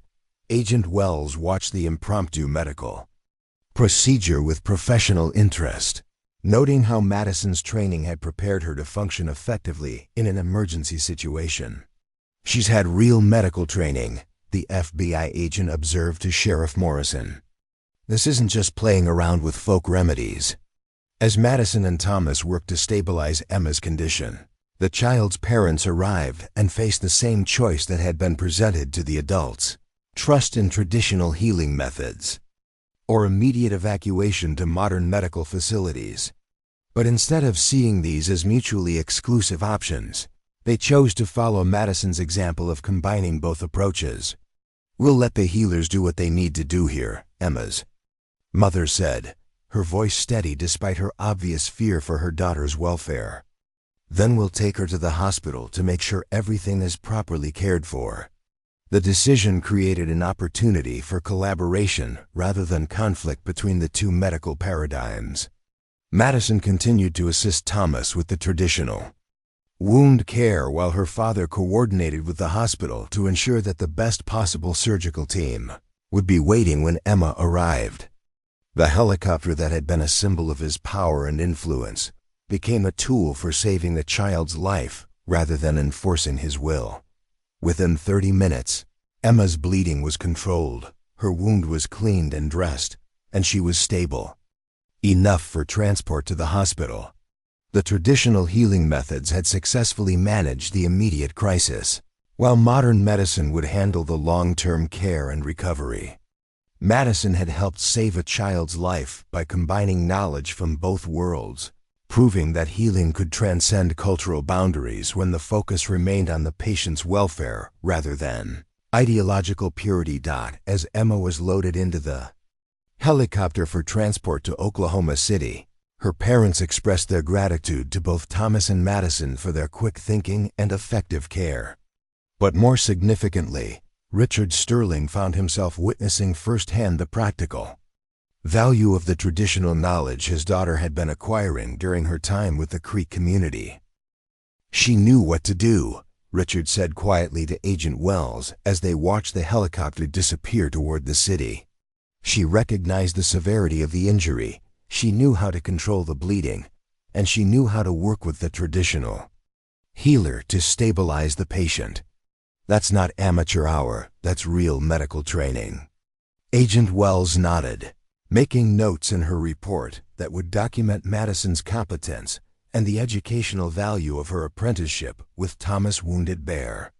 "Mr. Sterling, your daughter has clearly been receiving medical education that would be difficult to replicate in any conventional academic setting.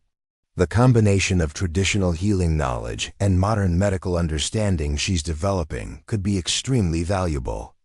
Thomas Wounded Bear approached Richard with the dignity of someone who had just proven his worth in the most practical way possible. "Mr. Sterling, your daughter has natural healing gifts that are rare in any culture. She has the intelligence to understand complex medical concepts, the compassion to care deeply about her patient's welfare, and the steady hands needed for delicate work. With proper training, she could become a healer who bridges both worlds." Richard found himself reconsidering his assumptions about the value of traditional medicine and the quality of education Madison was receiving in the Creek community. He had witnessed her competence in a real medical emergency, had seen her work effectively with an indigenous healer whose knowledge was clearly extensive and practical, and had observed her ability to think clearly under pressure while caring for a critically injured child. "What kind of training are we talking about?" Richard asked, his tone showing genuine curiosity rather than dismissive skepticism. "What would she learn that she couldn't get in a conventional pre-med program?" Thomas considered the question carefully, understanding that his answer could influence not just Madison's future but the relationship between the Creek community and the Sterling family. She would learn to see healing as a relationship between healer and patient rather than a transaction between doctor and customer. She would understand the connections between environmental health and human health, between community wellness and individual treatment. She would develop diagnostic skills that consider emotional and spiritual factors alongside physical symptoms. Agent Wells had been listening to the conversation with professional interest, and she now spoke up with information that surprised everyone. "Mr. Sterling, you should know that the FBI has been investigating connections between environmental contamination and health problems in this region. Your daughter's training in traditional healing methods that consider environmental factors could be extremely valuable for understanding patterns that conventional medicine might miss." The revelation that Madison's education was relevant to federal investigations added another layer of complexity to the situation. Her knowledge of traditional healing wasn't just personal enrichment or cultural exploration, it was potentially valuable for addressing public health challenges that affected entire communities. Madison returned from helping to prepare Emma for transport, her clothes stained with blood and her face showing the exhaustion that comes from intense focus during a medical emergency. But her expression also showed the satisfaction of someone who had successfully used her skills to help another person, who had proven to herself and others that her training had real value. "How do you feel?" Sarah Crowfeather asked, her voice carrying the pride of a teacher whose student had performed well under pressure. "Like I did something that mattered," Madison replied. "Like all the studying and practicing was worth it because I could help when someone needed it most.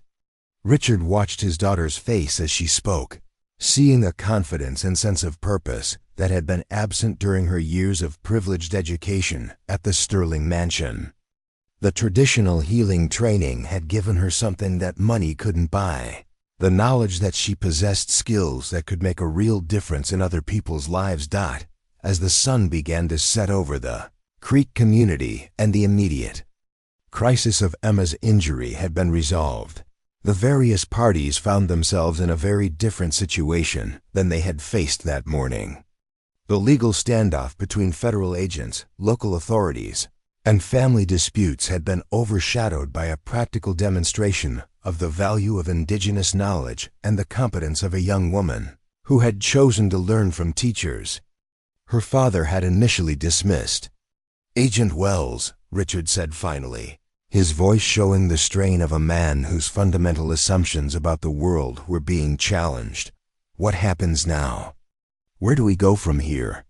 Agent Wells looked around at the assembled group Creek community members who had risked their own safety to help a runaway teenager, federal agents trying to balance competing jurisdictions and interests, and a family struggling to find common ground between love and independence. "Mr. Sterling, I think that's a question you and your daughter need to answer together. But whatever you decide, it should be based on what we've learned about her capabilities and the value of her education here." As darkness fell over the Oklahoma landscape and the various parties prepared for what would likely be long discussions about Madison's future, she realized that Emma's medical emergency had fundamentally changed the dynamics of her situation.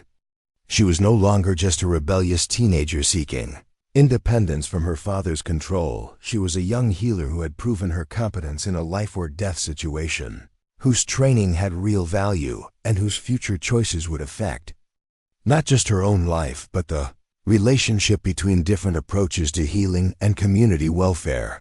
The test of her abilities had been passed, but the test of her character and her commitment to the path she had chosen was just beginning. 3 days after Emma Crowdog's emergency, Madison was awakened before dawn by urgent knocking on her cabin door. Mary Black Hawk stood outside in the pre-dawn darkness, her face etched with worry that went far deeper than the concern Madison had seen during Emma's accident. Behind Mary stood several other community members, their expressions showing the kind of fear that comes from facing threats that can't be fought with conventional weapons. "Madison, we need your help," Mary said without preamble. "There's something happening to our children, something the doctors in town can't explain or treat. Thomas thinks it might be connected to your father's drilling operations, but we need someone who understands both worlds to help us figure out what's going on." Madison dressed quickly and followed Mary through the still dark community to a house, where she found a scene that chilled her to the bone. 6 children, ranging in age from 4 to 12, lay in various stages of illness that defied easy categorization. They were weak and listless, suffering from persistent coughs, skin rashes that wouldn't heal, and a strange lethargy that seemed to drain their natural childhood energy. Most disturbing was the fact that conventional medical treatments had provided no relief. Antibiotics had no effect. Antihistamines didn't reduce the rashes, and rest seemed to make the exhaustion worse rather than better. Thomas' wounded bear was moving between the sick children with quiet efficiency, checking pulses, examining symptoms, and making notes in a leather journal that contained generations of accumulated medical knowledge. When he saw Madison, his expression showed both relief and grim determination. "This started 2 weeks ago," he explained, his voice low enough not to disturb the resting children. "First it was just Maria here, then her brother Carlos, then the others. The symptoms are unlike anything we've seen before, not quite like any traditional illness, but not matching any modern disease categories either." Madison knelt beside the nearest child, a 7-year-old girl whose skin showed patches of angry red inflammation that looked almost like chemical burns. The child's breathing was shallow and labored, and her eyes held the dull expression of someone whose body was fighting a battle it didn't understand. As Madison gently examined the girl's symptoms, she found herself drawing on both her traditional healing training and her academic knowledge of environmental health issues. "Have you tested the water supply?" Madison asked, remembering her father's casual mention of drilling operations in the area and Agent Wells' comments about environmental contamination investigations. Thomas nodded grimly. "We had it tested by the State Health Department 3 days ago. They said it meets federal safety standards for drinking water, but their tests only look for specific contaminants that are commonly regulated. There could be other substances that aren't being tested for." Madison felt a cold certainty settling in her stomach as she connected the dots between her father's business operations, the children's mysterious illness, and the limitations of standard environmental testing. Sterling Petroleum's drilling operations used hydraulic fracturing techniques that injected thousands of chemicals into the ground to extract oil and natural gas. Most of those chemicals were considered trade secrets and weren't subject to public disclosure or routine environmental monitoring. "We need to do our own testing," Madison said, her mind racing through the possibilities. Independent analysis that looks for the specific chemicals used in fracking operations, not just the substances that are routinely monitored by state agencies. Mary Black Hawk looked at her with surprise. "How do we do that?" "Independent testing costs thousands of dollars, and the nearest laboratory that could handle that kind of analysis is probably in Dallas or Denver." Madison realized that this was a moment when her father's wealth and her own access to resources could be used for something that genuinely mattered. The Sterling family had connections with environmental testing companies, relationships with university research facilities, and enough money to fund comprehensive analysis without worrying about the cost. For the first time since she had run away from home, her privileged background could be an asset rather than a burden. "I can arrange that," Madison said. "My father's company uses environmental testing firms for compliance monitoring.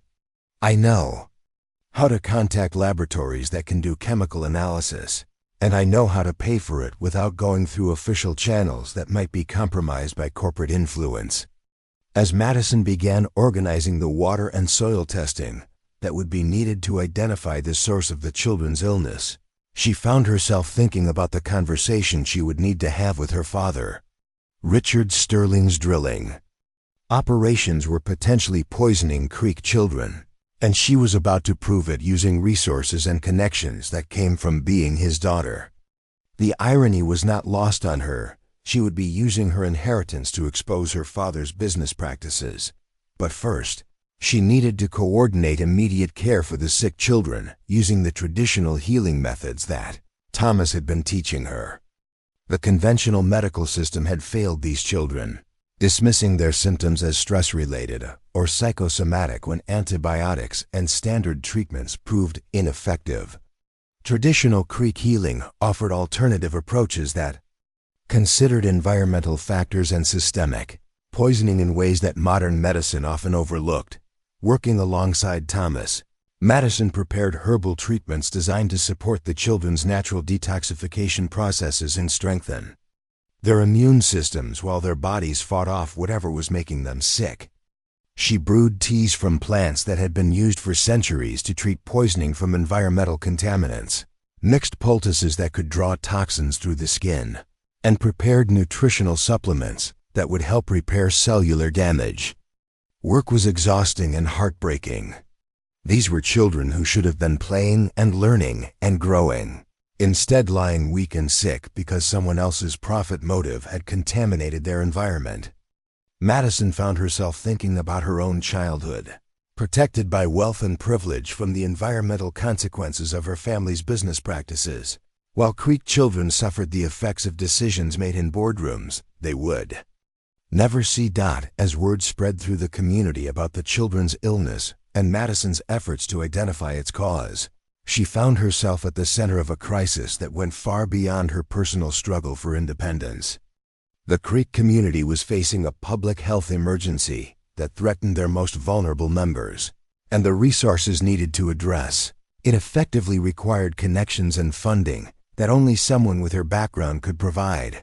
Richard Sterling arrived at the Creek community the next morning, drawn by reports from his security team about his daughter's activities and the growing medical crisis affecting local children. Madison met him at the settlement's entrance, and he could see immediately that something fundamental had changed in her approach to their conflict. She was no longer asking for his permission or seeking his approval. She was informing him about actions she had already taken and consequences he needed to face. "I've arranged for comprehensive environmental testing of the water and soil around the community," Madison told him without preamble. "The tests will specifically look for chemicals used in hydraulic fracturing operations, including the proprietary compounds that Sterling Petroleum injects into the ground during extraction processes." Richard's face went pale as he processed the implications of what his daughter was telling him. Independent testing that revealed contamination from his operations could result in massive legal liability, federal investigations, and regulatory actions that could shut down his most profitable facilities. But more immediately, it meant that his business practices were potentially responsible for making children sick. "Madison, you don't understand the complexity of these operations," Richard said, his voice showing strain. "Environmental regulations are carefully designed to balance economic development with public safety.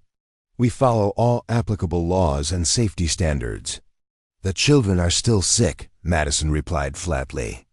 "Your compliance with regulations doesn't change the fact that 6 kids are lying in there with symptoms that started when you increased drilling activity in this area.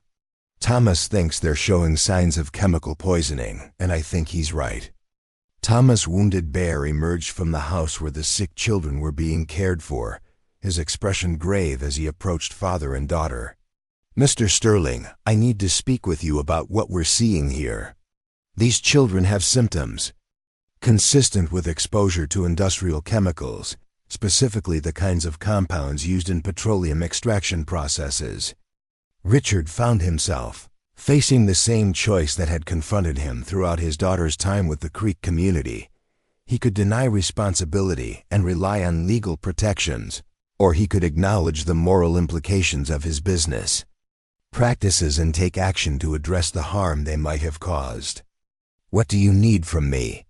Richard asked finally, his voice showing the weight of a man confronting consequences he had spent years avoiding through legal and financial insulation. Madison felt a surge of respect for her father as she realized he was choosing to face the problem rather than hide behind corporate lawyers and regulatory loopholes. "We need access to the chemical composition of your fracking fluids," she said. "Complete disclosure of everything that's being injected into the ground so we can test for those specific compounds in the environment and in the children's bodies." The request represented a fundamental violation of industry practices that treated chemical formulations as proprietary trade secrets. Providing that information to environmental testing laboratories would expose Sterling Petroleum to potential competitive disadvantage and legal liability. But it would also make it possible to diagnose and treat the children effectively by identifying exactly what was making them sick. As Richard Sterling stood in the Creek community surrounded by sick children and faced with evidence that his wealth had been built on practices that harmed the most vulnerable members of society, he confronted a choice that would define not just his relationship with his daughter, but his legacy as a businessman and a human being.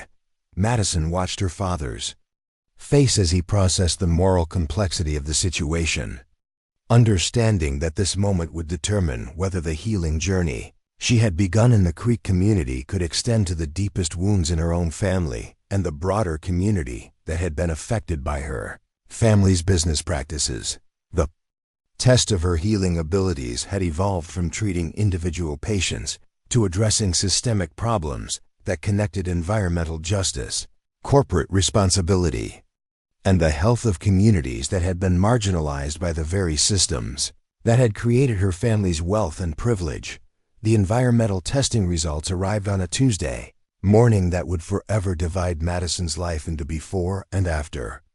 She sat in Thomas Wounded Bear's cabin, surrounded by Creek community leaders and her father, as Dr. Patricia Henley from the Dallas Environmental Laboratory delivered findings that would change everything they thought they knew about the children's illness and its implications. The water samples show contamination levels that are technically within federal safety limits, Dr. Henley explained, her voice carrying the careful precision of someone delivering complicated news. However, the specific combination of chemicals we found has never been tested for cumulative health effects. We're seeing benzene compounds, methylene chloride, and several proprietary chemicals that Sterling Petroleum uses in their hydraulic fracturing process. Madison watched her father's face as the scientist continued, seeing him process the reality that his company's operations were directly connected to the children's suffering, despite meeting all regulatory requirements. The legal compliance that had always protected Sterling Petroleum from liability suddenly seemed inadequate when faced with actual sick children and concrete evidence of environmental contamination. More concerning, Dr. Henley continued, is what we found in the soil samples. The contamination extends far beyond the immediate drilling sites and appears to be migrating through underground aquifers that supply water to several communities throughout the region. We're not just talking about localized impact. This could affect thousands of people over the next decade. Thomas Wounded Bear listened to the scientific report with the patience of someone who had always known that the land and water were connected in ways that regulatory frameworks failed to acknowledge. How many children? He asked quietly. How many are at risk? Dr. Henley consulted her notes with the grim expression of someone delivering a diagnosis no one wanted to hear. Based on the contamination patterns and population density, we estimate between 300 and 500 children could be affected across multiple communities. The Creek Nation territory has the highest concentration of contamination, but the chemical plume extends into 3 counties. The scope of the crisis hit Madison like a physical blow. What had begun as 6 sick children in one community was actually a regional environmental disaster that threatened hundreds of families. The traditional healing methods that had helped the Creek children were going to be needed on a scale that would test every resource and capability she had been developing over the past months. Richard Sterling spoke for the first time since the presentation began, his voice showing strain that went far beyond business concerns. Dr. Henley, what would it take to address this comprehensively? Not just legal compliance, but actual remediation that protects everyone who might be affected? The question surprised everyone in the room because it represented a fundamental shift in how Richard approached environmental problems. Instead of asking about minimum legal requirements or cost-effective compliance strategies, he was asking about what would actually solve the problem, regardless of expense or complexity. Mr. Sterling, comprehensive remediation would require shutting down active drilling operations in the affected area, extensive groundwater treatment that could take years to complete, and long-term medical monitoring for everyone who has been exposed to the contamination, Dr. Henley replied. We're talking about a commitment that would cost tens of millions of dollars and fundamentally change how your company operates in this region. Madison realized that her father was facing the same choice that had confronted her when she decided to leave the Sterling mansion, the decision to abandon a familiar but harmful path in favor of something unknown but potentially redemptive. For him, it meant choosing environmental responsibility over profit maximization, long-term community health over short-term business success. Chief Stonehorse, who had been listening to the scientific presentation with diplomatic composure, finally spoke up with words that carried the weight of generations of his people's experience with environmental destruction. Mr. Sterling, your company has been extracting wealth from our land for years while the costs of that extraction have been paid by our children and our water and our sacred places. The question now is whether you're prepared to pay the real price of what you've taken. The moral challenge was clear and unavoidable. Sterling Petroleum had privatized the profits from oil extraction while socializing the environmental and health costs, leaving communities like the Creek Nation to bear the burden of contaminated water and sick children. Comprehensive remediation would mean accepting financial responsibility for the true cost of the company's operations. Madison found herself in the unexpected position of mediating between her father's business concerns and the Creek community's demand for environmental justice. Her months of training in traditional healing had taught her to see health as a relationship between all parts of a system, and she understood that healing the environmental damage would require healing the broken relationship between Sterling Petroleum and the communities it had affected. "There's another way to look at this," Madison said, her voice carrying new authority earned through months of learning and service. "What if Sterling Petroleum became the first major oil company to voluntarily implement comprehensive environmental remediation and community health programs? What if instead of fighting regulations and minimizing compliance, you led the industry toward practices that actually protect the communities where you operate?" Richard looked at his daughter with surprise and growing recognition. The naive teenager who had run away from home 6 months ago had become someone who could envision solutions to complex problems, who could see opportunities for transformation in the midst of crisis. Her suggestion wasn't just about environmental responsibility, it was about business innovation that could create competitive advantages while addressing moral obligations. "Madison's right," said Agent Wells, who had been monitoring the environmental crisis as part of her federal investigation. "The companies that lead the transition to sustainable practices are going to have significant advantages as environmental regulations become stricter." Sterling Petroleum could position itself as an industry leader rather than waiting to be forced into compliance by regulatory changes. Thomas Wounded Bear added his own perspective, connecting the business discussion to deeper questions about the relationship between human activity and environmental health. "In our tradition, we think about the impact of our actions on 7 generations into the future. Your business model extracts maximum value today while leaving the cost to be paid by people who haven't been born yet. Real healing requires accepting responsibility for those future costs." As the discussion continued, Madison realized that the environmental crisis had created an opportunity for the kind of systemic change she had been learning about in her healing studies.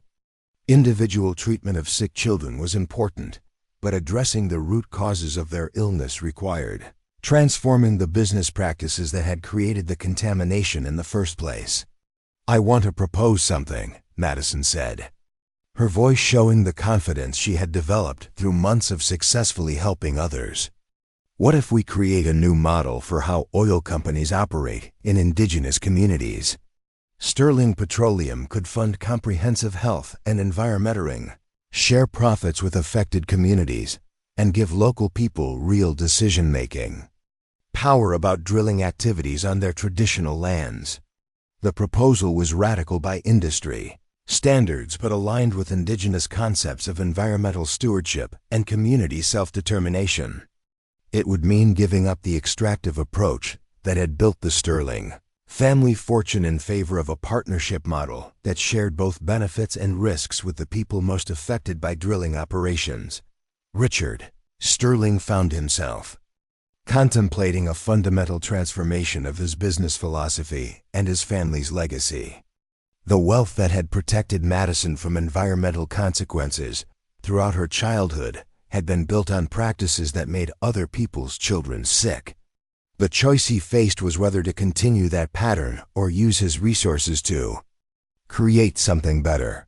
"The children who are sick right now can't wait for us to negotiate a perfect solution," Madison said, bringing the discussion back to immediate practical concerns. "They need treatment that combines the best of traditional healing with modern medical care. And they need it now, while we're working on the larger environmental issues." Thomas Wounded Bear nodded agreement. Madison has been learning to treat environmental poisoning using plant medicines that have been used by our people for centuries. Combined with the medical resources that her father can provide, we could create treatment programs that are more effective than anything either approach could accomplish alone. The conversation was interrupted by Mary Black Hawk, who arrived with urgent news about the children's condition. "2 more families have reported symptoms," she said, her voice tight with worry. "The Martinez children and the Young Bear family. Whatever is causing this is spreading faster than we expected." Madison felt the weight of expanding responsibility as she realized that the crisis was accelerating beyond their ability to address it through current methods. The traditional healing approaches that had helped the first group of children needed to be scaled up to help dozens of families, while the environmental remediation required resources and expertise that only her father's company could provide. "We need to act now," Madison said, looking around the room at the adults whose decisions would determine the fate of entire communities. "The children can't wait for us to solve all the legal and business complications. They need immediate care, and they need assurance that the contamination will be stopped before more families are affected." Richard Sterling stood up with the decisive energy of someone who had made a difficult choice and was prepared to live with its consequences. "Dr. Henley, I want you to expand your testing to cover every community that might be affected by our drilling operations. Thomas, I want you to work with Madison to develop treatment protocols for everyone who has been exposed to contamination. Agent Wells, I want to cooperate fully with federal investigations and implement whatever regulatory changes are needed to prevent this from happening again." As the various parties began organizing their response to the expanding environmental health crisis, Madison realized that her journey from privileged runaway to community healer had led to this moment where personal transformation and systemic change intersected. The healing work she had been learning was about to be tested on a scale that would determine whether traditional knowledge and modern resources could work together to address problems created by industrial activity. The next few weeks would test everything she had learned about healing, everything her father had believed about business, and everything the Creek community had preserved about living in sustainable relationship with the land that sustained them all. 2 years later, Madison Sterling Crow Feather stood before the United Nations Indigenous Rights Council in Geneva, addressing delegates from around the world about a revolutionary model of environmental healing that had transformed not just her own life, but entire communities across the American Southwest. At 19, she carried herself with the quiet confidence of someone who had discovered her purpose through service to others, and her words carried the authority of experience earned through years of bridging 2 worlds that had once seemed irreconcilably different. "Traditional indigenous healing practices saved my life," Madison told the assembled delegates, her voice carrying clearly through the translation headphones that connected her to representatives from dozens of nations. "But more importantly, they saved the lives of hundreds of children who were being poisoned by industrial contamination that conventional medicine couldn't diagnose or treat effectively." The audience included environmental ministers, indigenous rights activists, corporate executives, and medical researchers who had come to Geneva to learn about the Sterling Creek Partnership, a groundbreaking collaboration between Sterling Petroleum and the Muskogee Creek Nation that had become a model for sustainable resource extraction and community-controlled development throughout North America. Madison's formal adoption into the Creek Nation had taken place 18 months earlier, in a ceremony that recognized not just her commitment to traditional healing practices, but her role in creating the environmental remediation program that had cleaned up contaminated water sources across 3 states. The hyphenated surname she now carried represented the integration of her inherited privilege with her chosen path of service, and the fusion of resources and wisdom that had made their unprecedented success possible. The children who were dying from chemical poisoning 2 years ago are now healthy and thriving, Madison continued, clicking to a slide that showed before and after medical test results from the affected communities. But more importantly, they're growing up in communities that have economic prosperity without environmental destruction, where traditional knowledge is valued alongside modern technology, and where decisions about land use are made by the people who have to live with the consequences. In the audience, Richard Sterling listened to his daughter's presentation with pride that had been earned through his own difficult transformation. The oil executive who had once measured success solely in terms of extraction volumes and profit margins had become an advocate for sustainable development practices that prioritized long-term community health over short-term financial returns.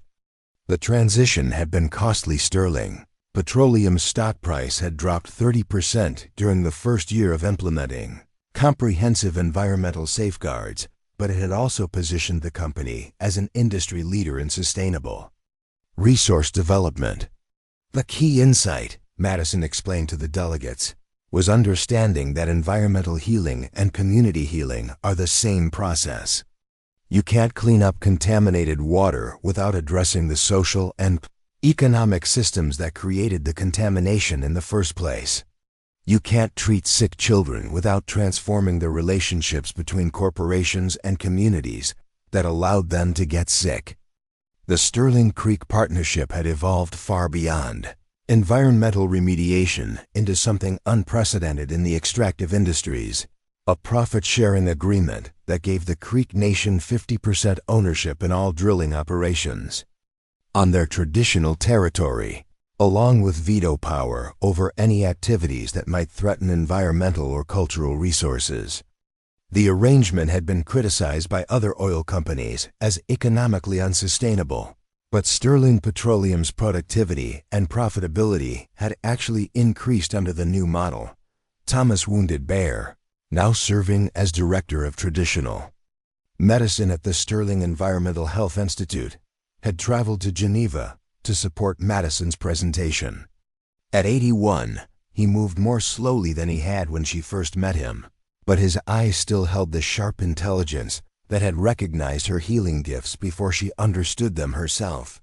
His presence at the UN represented the international recognition that traditional indigenous knowledge was finally receiving as a legitimate medical and environmental science. Miss Sterling Crow Feather asked the delegate from Norway, "What advice would you give to other young people who want to bridge the gap between traditional knowledge and modern environmental challenges?" Madison considered the question carefully, thinking about the journey that had brought her from a spoiled oil heiress to an internationally recognized advocate for environmental justice and traditional healing. "The first step is recognizing that you don't have to choose between different worlds," she said.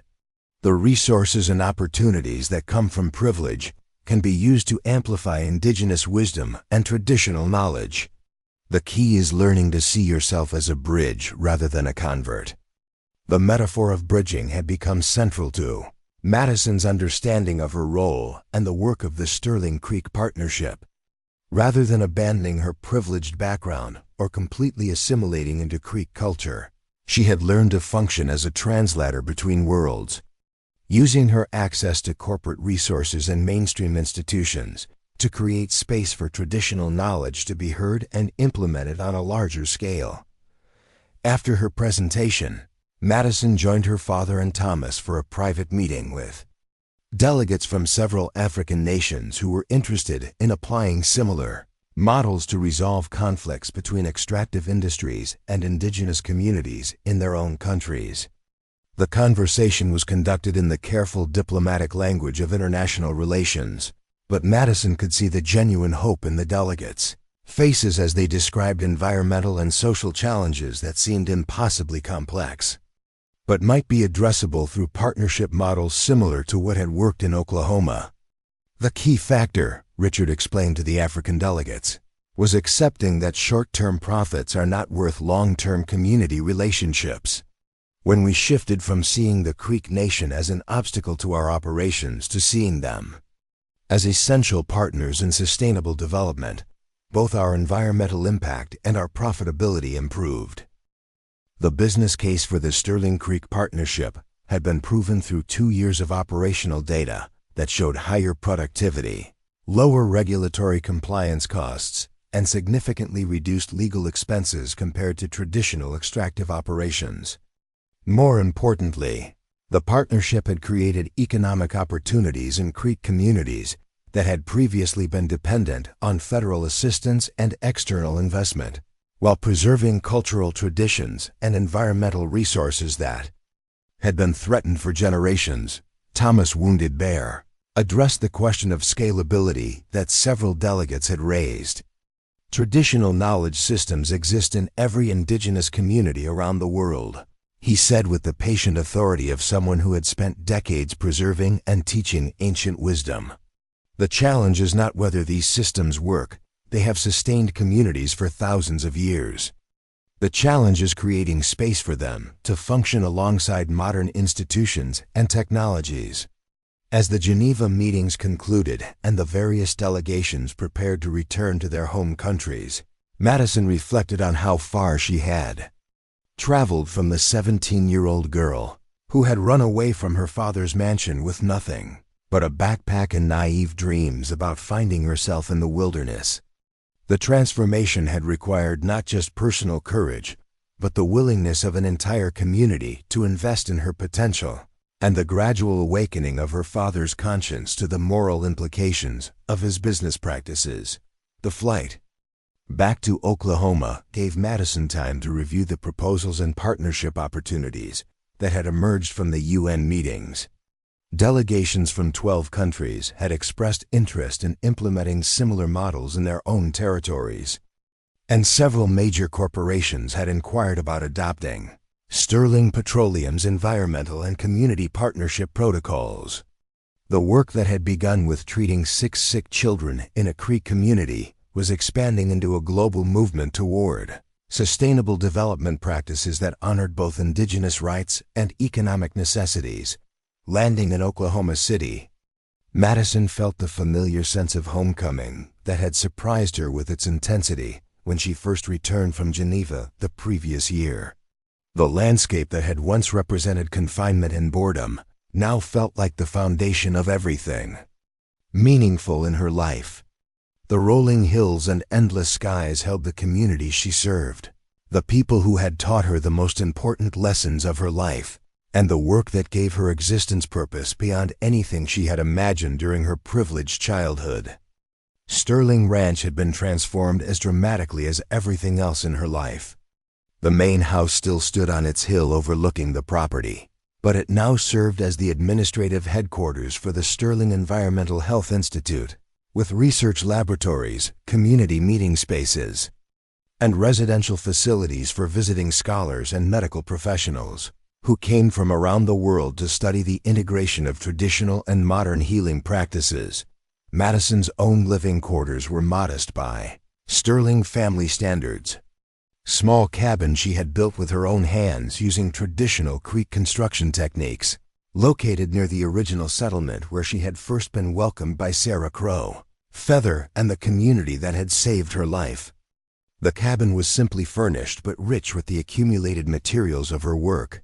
Medical journals and traditional plant guides, research data from environmental monitoring projects, and correspondence from indigenous communities around the world who were implementing similar healing and partnership models. That evening, as she sat on her cabin's porch watching the sunset paint the Oklahoma sky in brilliant oranges and purples, Madison was joined by the people who had become her chosen family. Thomas Wounded Bear arrived first, moving carefully but still insisting on his daily walk, despite his advancing age. Sarah Crow Feather came next, carrying a pot of the herbal tea that had become their evening ritual. Finally, Richard Sterling climbed the hill from the main house, his expensive business attire replaced by the work clothes he now wore during his frequent visits to the partnership operations. The children from the Martinez family had their final medical checkups today, Madison reported as they settled into the comfortable silence of people who had shared difficult work and successful outcomes. All clear. No trace of environmental toxins, and their development markers are all normal. Thomas nodded with satisfaction. And the young Bear children? Starting college in the fall, Madison replied with a smile. Maria wants to study environmental law, and Carlos is interested in traditional plant medicine. They're talking about coming back to work with the partnership after they graduate. The conversation touched on administrative details of their various projects, the water quality monitoring systems that now covered 6 counties, the traditional medicine certification program that was training healers from indigenous communities across North America, and the research studies that were documenting the effectiveness of integrated healing approaches for treating environmental health problems. But beneath the practical discussions lay the deeper satisfaction of work that had transformed not just their own lives but entire systems of relationships between corporations and communities, between traditional knowledge and modern institutions, between individual healing and social change. Madison had discovered that the most profound healing work addressed not just physical symptoms, but the broken relationships that created conditions for illness in the first place. As darkness settled over the Oklahoma landscape and the first stars appeared in the clear prairie sky, Madison reflected on the journey that had brought her from despair and rebellion to purpose and service. The wealthy rancher's daughter who had run away with nothing had indeed been transformed by her encounter with the Creek Nation, but not in the way she had originally imagined. Instead of escaping her privileged background, she had learned to use it responsibly. Instead of rejecting her father's world, she had helped transform it. Instead of choosing between tradition and modernity, she had discovered ways to honor both. The healing work that had begun with her own broken relationship with her father had expanded to encompass environmental restoration, community development, and the preservation of traditional knowledge that offered solutions to problems that conventional approaches couldn't address. The Creek Nation had indeed made her their healer, but they had also made her something more: a bridge between worlds, a translator of wisdom, and a living example of what became possible when privilege was transformed into service and personal healing expanded into community transformation. The circle that had begun with her desperate flight into the wilderness had completed itself.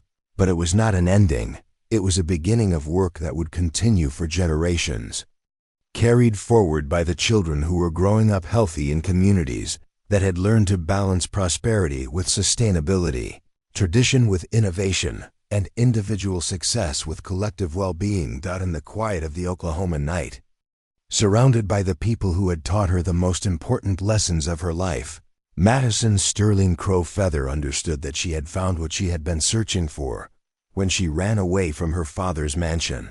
Not escape from responsibility, but the right kind of responsibility. Not independence from her heritage, but the transformation of that heritage into something that could heal rather than harm.